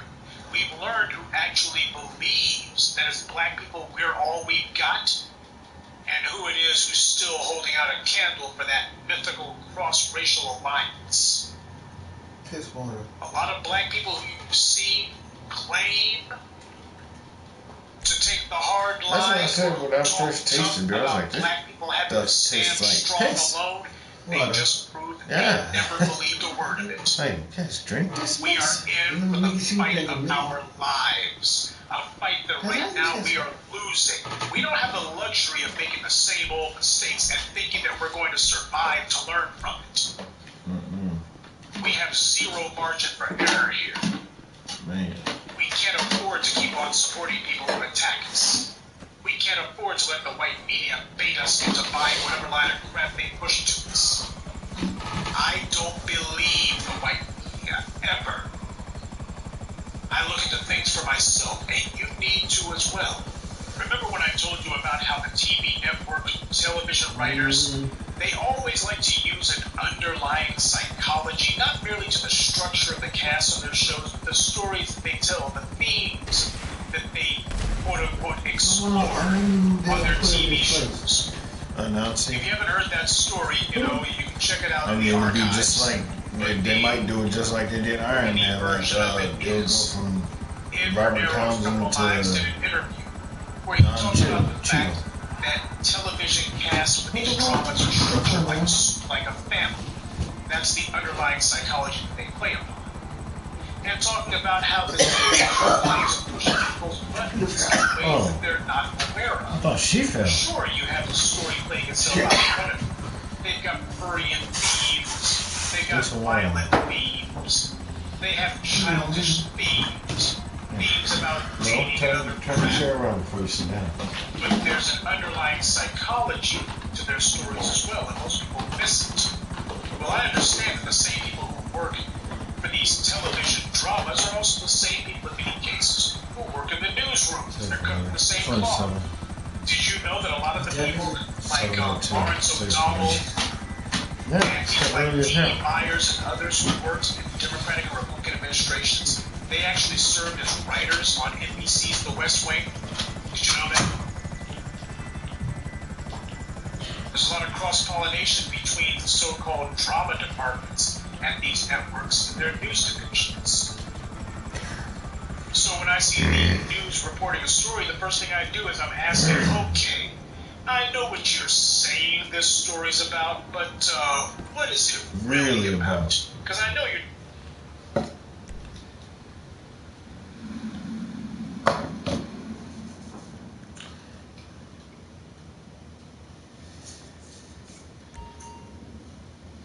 Aaron K. Jones restored the safe in the office. Alright.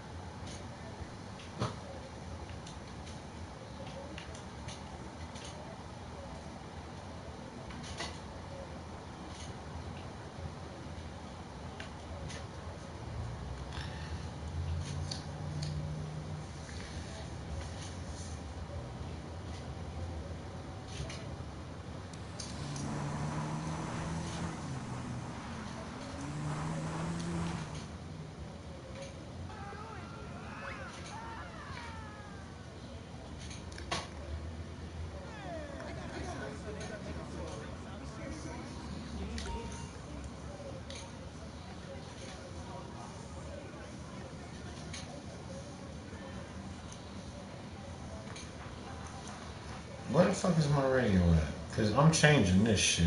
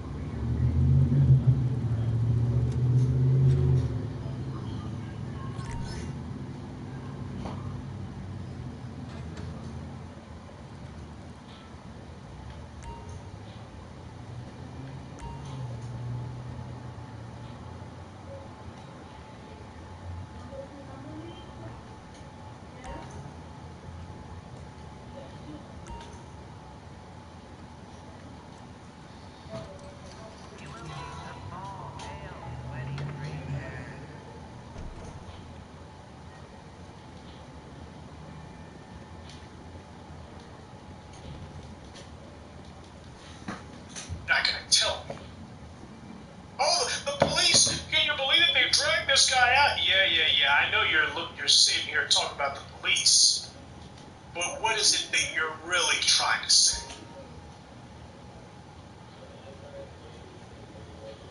The white media's mission is to maintain the status quo. That means focusing the collective attention of the white public towards particular events, issues, or people. So when they report a story, you need to start looking to see... Okay, so as you know, we've got the place running. It's a plausible front, but if you're interested in the arcade side of things, you should order some more games. Oh, the Wizard's Ruin? Oh, it wrecked any chance I had of getting laid in high school, and I love it. They're all classics, and I want them all, but it's your call, obviously. If we get enough variety in here, we might actually see some money coming in, too. Oh, yeah, and the upgrades tab is where you'll find some of my more, illicit innovations. That was deliberately cryptic. Welcome to the Lester tab, or the Lester and Paige tab, if I'm gonna give her due. So, you want a drone base to launch all-out attacks on the normies? We got one. You want to run all your business interests spread out around the state from the convenience of one gaming chair? We got an MCT, Master Control Terminal, for that too. Even works for supply and purchase runs on the open road, whatever that is. LJT would be proud.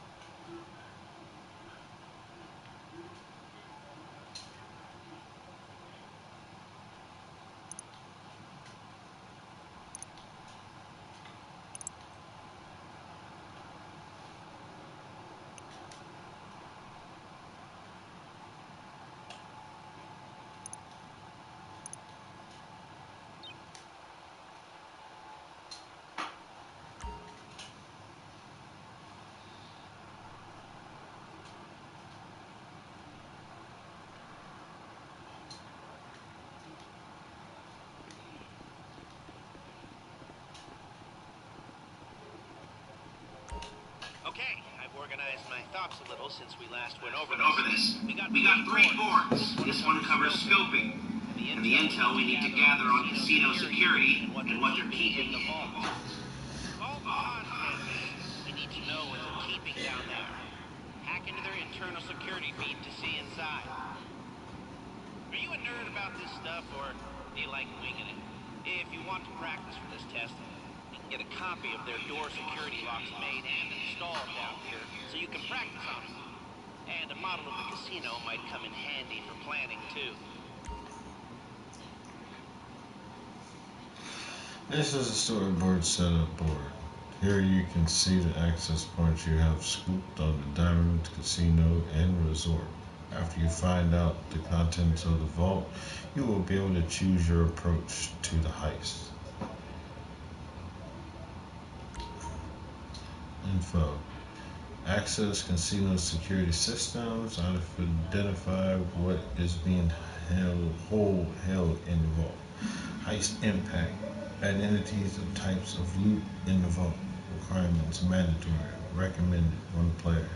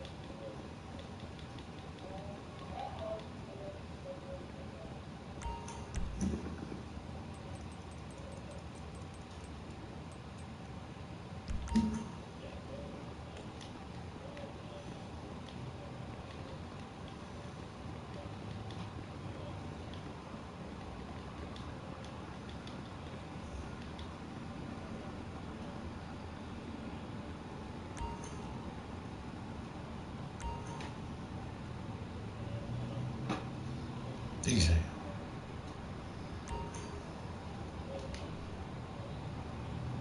Now, as I mentioned before, this is something I like to call the MCT, the Master Control Terminal.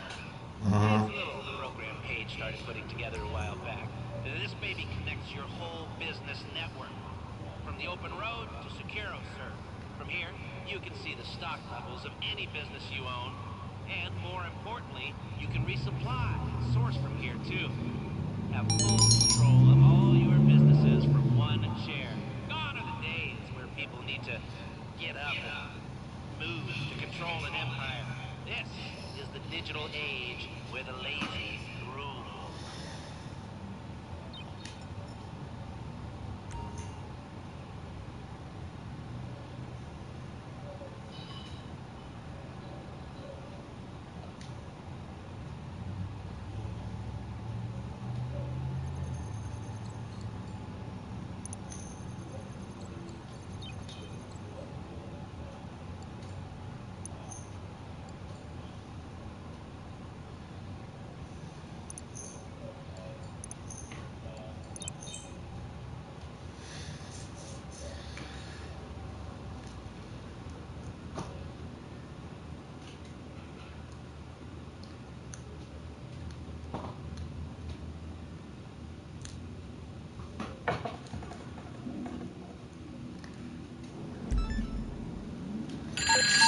The lab thinks there's some mileage in breaking down a technical pickup with a minigun on the back. There's a heist crew with the requisite. You've just got to get it off them. You're invading my space, shit sucker.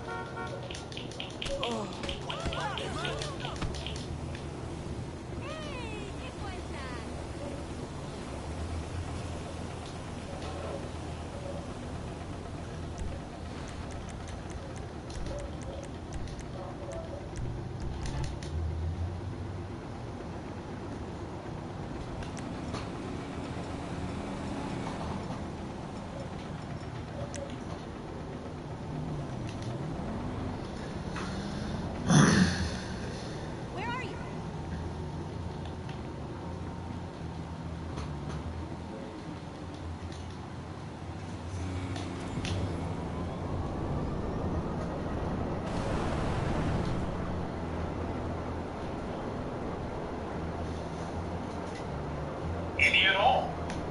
Because 9 times out of 10, if there is a black person in the frame, if there is a black person in the camera shot, if there is a black person mentioned in the article, it's pretty easy to guess what kind of angle that's going to be used, and it's never good for us. If they directly attack the black person in their news story, well, the motive there is clear enough. It's an overt attack on us. If they're praising or being laudatory towards a black person in their story, that's because it's some coup who's working against our interests. But there's a third method that doesn't get anywhere near the attention it should. It's the method that they used here, one that's become increasingly more popular in recent years. This is what happens when every society is trying to figure out a way to give themselves permission to attack and annihilate a particular group. You don't want to be painted as the bad guy. You don't want to violate your own alleged standards of morality. So what you do is you talk around the issue. You attack what anything that this group does gets attacked. You don't attack them. You just attack everything they do. And you better start to learn when they're doing that. It's when you see a black person and all they do is to disparage indirectly. It's a more oblique form of the racial code words. Lee Atwater talked about the importance of being abstract when talking about political policies meant to hurt black people. He also said that the white public would get the message loud and clear without you having to even say it, that they were on the same wavelength. And he was absolutely right. See, Lee Atwater understood the inherent racism of the white public. And white people don't need you to spell it out. Whenever one of them acts against us, they don't need to go into a huddle and discuss amongst themselves what the talking points are going to be, or how they're going to close ranks against us, and how they're going to cover for one another and deny everything. They just go ahead and do it because because there's no need for them to coordinate at the very moment when some racism goes down, because they're busy preparing for it every other moment before something happens. When it comes to protecting racism, white people remain in a constant state of readiness. The collusion and the pretending not to know what it is, and the empty denials, this is merely them executing the anti-black culture that they plan out in secret the other 90% of the time. They are obsessed with race. No, they're obsessed with black people. When they sit around their dinner table, or go to their country clubs, or wherever they think that there's no black people within earshot, or sometimes even when we are the subject of conversation. Kids come home from school, let's talk about the niggers. We are on their minds 24/7, so no matter what the topic, if there's a black person in a 10-mile radius, white people will immediately understand that we are the subject.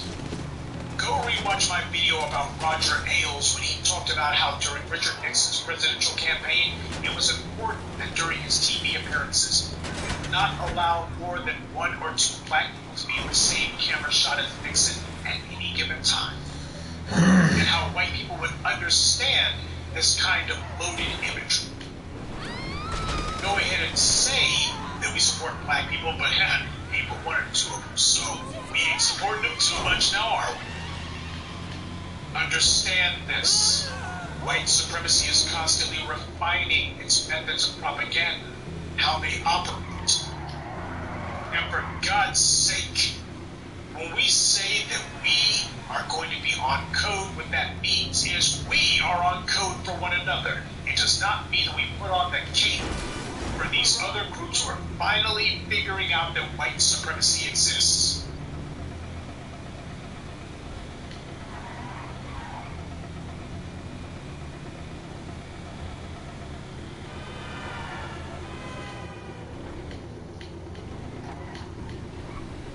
Stop me if you've heard this one before. A passenger gets on board an airline that's very crowded. The passenger is told that they are being unruly and hence they would have to leave the plane. But rather than comply with the airline employees, instead the passenger decides that they're going to become even more unruly. As a result, you have the airlines with an unreasonable amount of anger being aimed at them because of the fact that one of their employees did their job. Now, of course, this story has a twist, and the twist is that all of the people involved are white. A white woman with 2 children who happened to bring her stroller on board, knowing damn well that those things don't fit into the overhead bin. And when one of the employees tells her that she's going to have to move it, she instead decides she's not moving anything. And when the airline employee decides this woman has got to go, you get some white guy, naturally, who actually challenges the airline employee to a fight, and all of it caught on video. The exact words of a white thug to the airline employee was, "I'll knock you flat." That is threatening outright violence toward an airline employee. Now, that's supposed to get you hemmed up. You're not supposed to be able to just walk away after something like that, except he did. And wasn't this exactly what I told you was going to happen after David Dow, the wannabe doctor, did his little hoax? I told you that the vast majority of airline passengers are white people, and predictably, they would use this new environment of the airlines being terrified of vandalism as a blank check to act any old kind of way. And indeed they are. All of it based on a lie. Because according to one witness to this event, a guy named Tom Watson, quote, "The lady and her 2 children were seated near the back of the plane. She was somehow able to get her stroller on board and back near her seat. Now, the flight attendant told the woman that she couldn't put the stroller in the bin, and as Tom Watson relates the event, she refused to let him, the flight attendant, take the stroller, and she was almost to the point of shouting. According to Tom Watson, the flight attendant then called security personnel, which apparently escalated the situation. The flight attendant and the woman started making their way to the front of the plane. As Tom Watson said, they were at the front of the plane near the crew area. The woman was holding onto the stroller and refusing to let go, Watson said. Watson continues, the flight attendant should not have been so aggressive and should have been more aware of the kids. The woman knows not to bring the stroller on the plane. She refused to let it go. She was shouting, so she is also at fault, in my opinion. Now, that's what one of the passengers on board the plane said. So now we know what actually happened here. It wasn't as if the flight attendant came on board and just started taking a stroller out of the woman's hands and swinging it at her. This woman knew dang well what she was doing was wrong. Now, why did she do it? It's because of the fact that thanks to the white media having decided that they could not contain their petulant, white supremacist, psychopathic racism against black people, they just had to attack some black men doing their jobs because it scared them, it offended them. Now they have gone ahead and damaged the stock of United Airlines, and as a result, all of these white people who have been waiting for an opportunity to act any old kind of way are taking full advantage in the one area where it is most dangerous for people to be acting up and being uncooperative and disobedient. It is not a game when you're on board an airline. In a post-9/11 world, do you really believe that it's safe to have passengers who are standing up, shouting, yelling, making a commotion, and even threatening the flight crew? In a post-9/11 world, we can actually tolerate the flight crews being openly threatened by passengers? Now, what's to stop one of these passengers from deciding that they're going to start banging on the door to the cockpit? And don't tell me that that's far-fetched. These are white people we're talking about. What seems far-fetched and completely out of the realm of possibility for you is just another day at the office for them. But, the white media decided that since all the participants in this little altercation were white, well, we gotta put the right spin on things. Here's how CNN decided to report the event when they interviewed a representative for the airline unions. But as flight attendants on board, our job is to de-escalate conflict. And what I'd really like to note is that flight attendants are aviation's first responders, and we're charged with the safety, health, and security of the passengers in our care.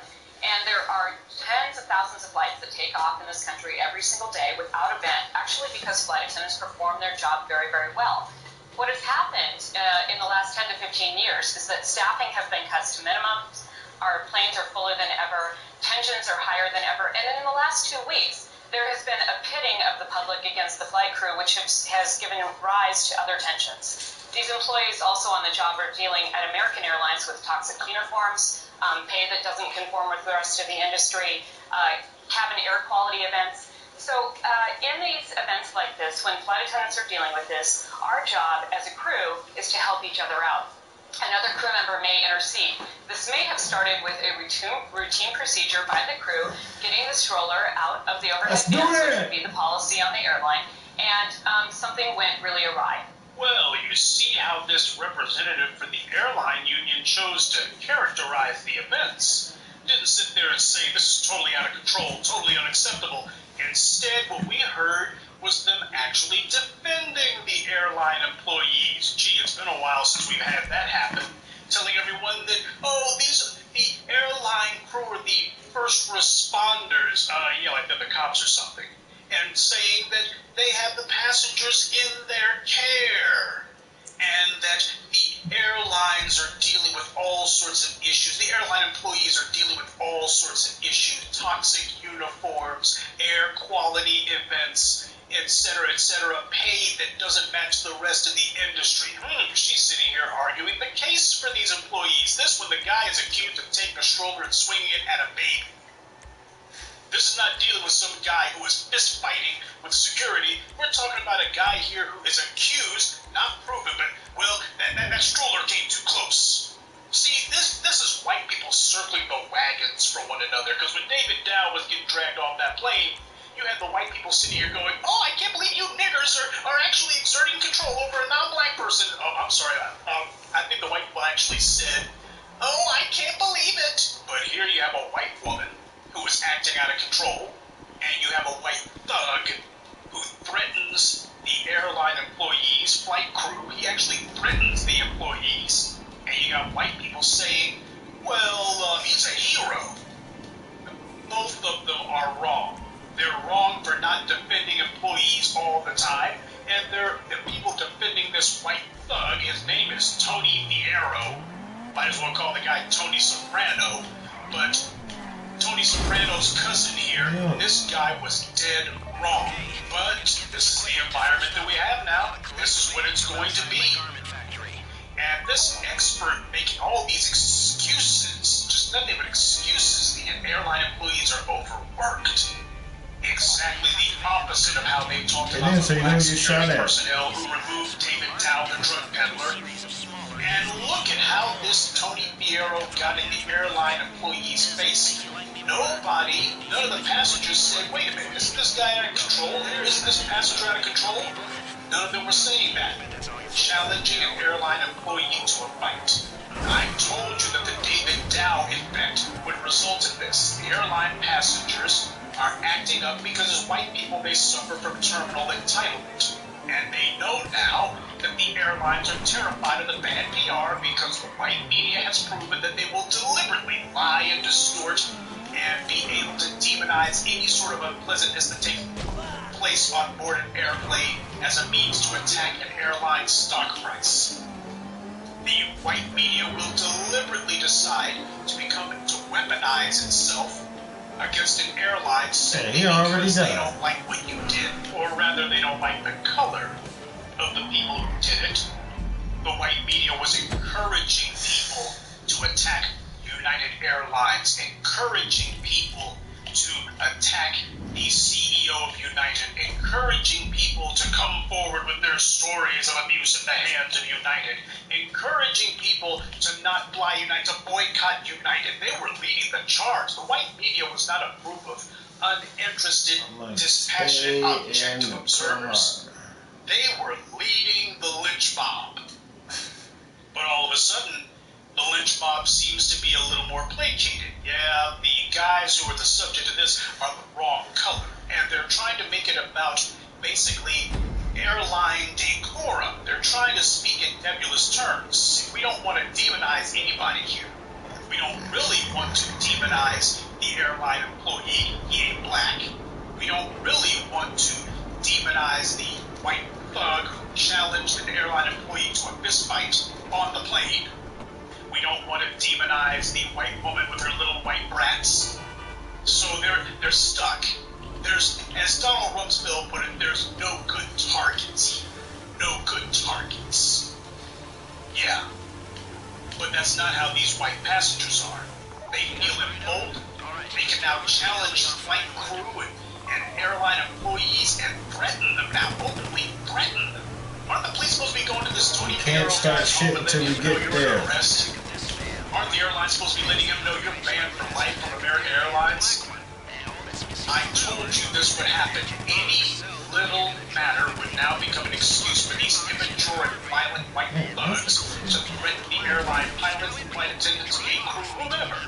And the white media created this environment by taking a lie that was put forward by a drug-peddling pseudo-doctor, ex-doctor, and the white people got a kick out of it. I suppose we should be glad this white thug Stop shooting just to be shooting, man. What about the next time some entitled white punk decides that he wants to act out?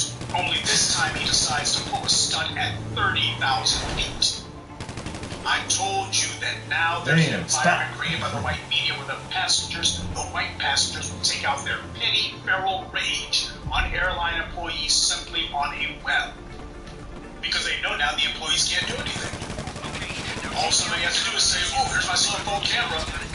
It's amazing, isn't it? The white media did not feel the need to lead the charge against the police. The police are killing people, but the white media didn't ask, how do we boycott cities whose police departments are out of control?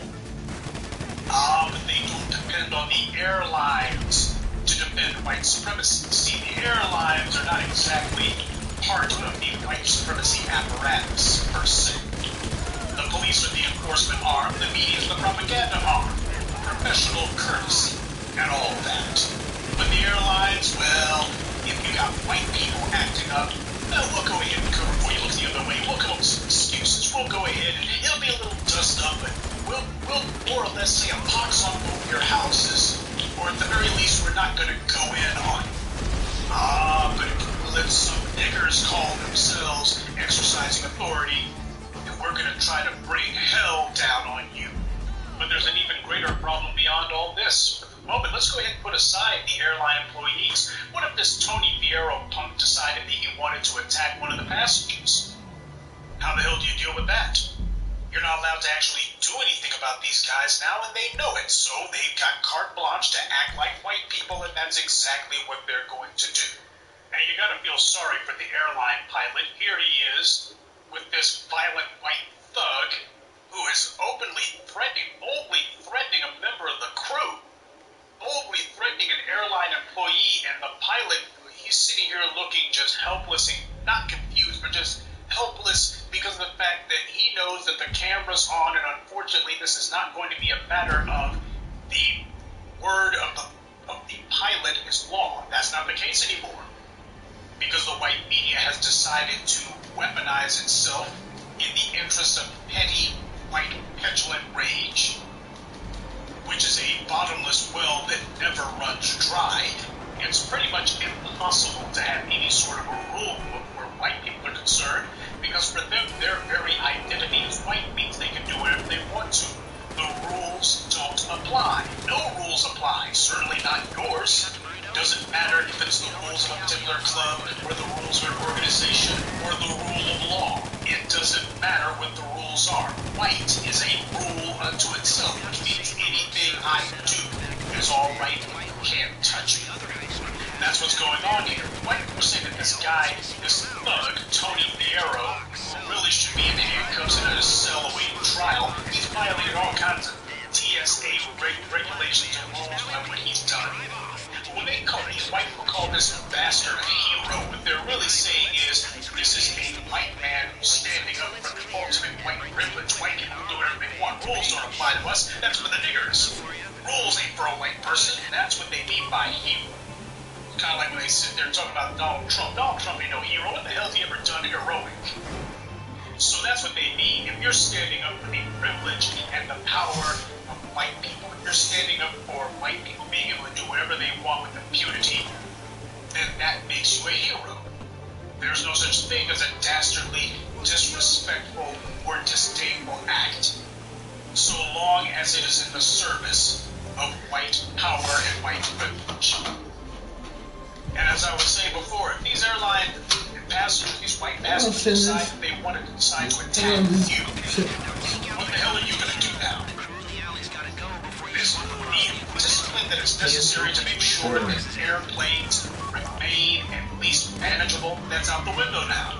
I told you that this was going to become an epidemic, and the epidemic has begun.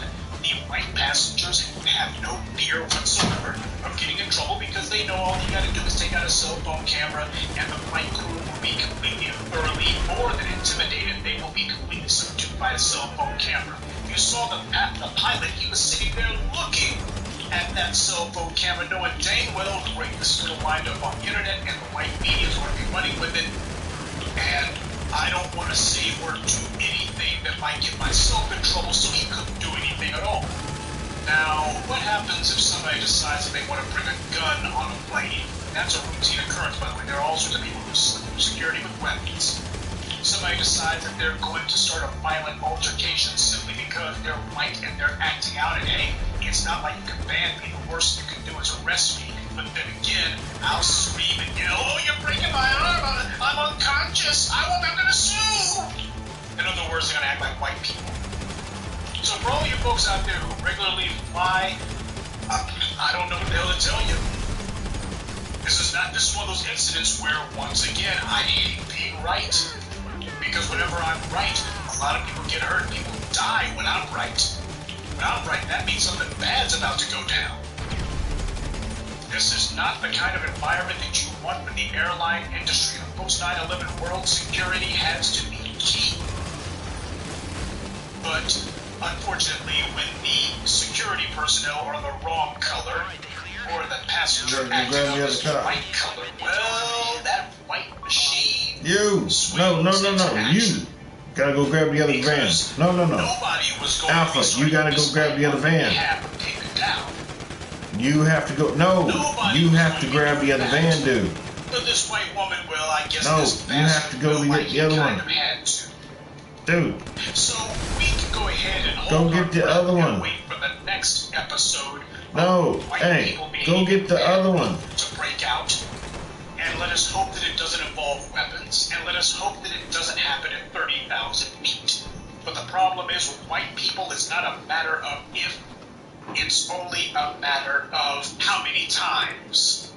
This ain't even a matter of when. It's a matter of they're doing it now, right now. Somewhere at 30,000 feet, there's a white folk acting like white people. And you got an airline crew who's terrified to do anything because they know that the cameras are rolling. And it wouldn't be so bad except for the fact that the white media has shown that they are more than willing, eager, ready to go ahead and demonize. No, she's got to get in. She's got to get in. What are you doing? She's got to get in. Simply because the flight crew is doing only he can hit. Only he can be in the van. Get in. Folks, we're not talking about some dude, let her in. Dumbass, some punk with a badge, some gun-toting thug in your local police department. We're talking about a plane with hundreds of people on board. Get inside, dude. Stop playing around, man. Goes down because the pilot loses control of it because he's got a dude, I'll leave this bitch real quick. Just get the fuck in. The people on the plane are in danger. Get in, man. No, you get in. Means nothing compared to white I'm not fucking. Because that's what makes you a hero in this day and age. It wouldn't matter what the airline did. He was not going to escape from this unscathed. And by the way, that Piero thug, he's a deacon. If you can what the fuck are you doing? Get in. A founding member of a Cross Point Community Church. And there's even video of this scumbag over in Africa. Get in, man. And I've told you before about how whenever you got these white folk who just love going to these third world countries, and then next thing you know, we hear reports. Like, get ready for these motherfuckers to start shooting. Or abused or even killed by these good white folks who show up out of nowhere. You think that they're showing up because, oh, this is white people with their Messiah complex. Hell no, it's white people hunting for a place where there ain't much cameras and ain't that much attention. And they can go ahead and indulge into rabbit.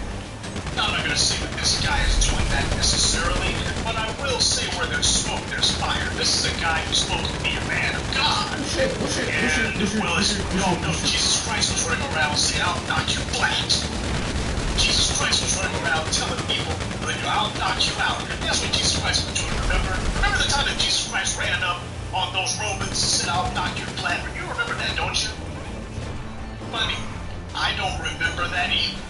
Perhaps Tony Piero has a version of the Bible that none of us have ever found before. You've heard of the KJV version, the King James version. Well, apparently Tony Piero must have come upon the E version of the Bible, or the WBC version of the Bible. You know, the one that starts off with the first book being, thou shalt make a right hook before the left cross, you know, that kind of thing. This is not somebody who you want on the air. This guy should be walking wherever he needs to go. But this is what we got. See, they're trying to lionize these thugs. Have you noticed that? They don't make a big deal of the fact that David Dow, the drug peddler, is a gambling addict, a prescription drug fraudster. Instead, they say, well, let's focus on what happens. We ain't even gonna pick them out of it. And Tony Piero, I'm willing to bet you no one's gonna look to see if there's any dirt under his fingernails, nor do they care. Why would you want to let reality get in the way of a good life? Fuck away from us. And Munoz, the CEO of United Airlines, has announced that nobody is going to be fired in relation to the rightful injection almost fucking there, man. Fucking almost there, man. Parasite looking for a payoff in court. Fucking there, man. This leech trying to hit the lawsuit lottery. No one's going to be fired. And Munoz is not stepping down, but then again, why should he, according to the Dallas News? After the market closed on Monday, United reported a $96 million first quarter profit.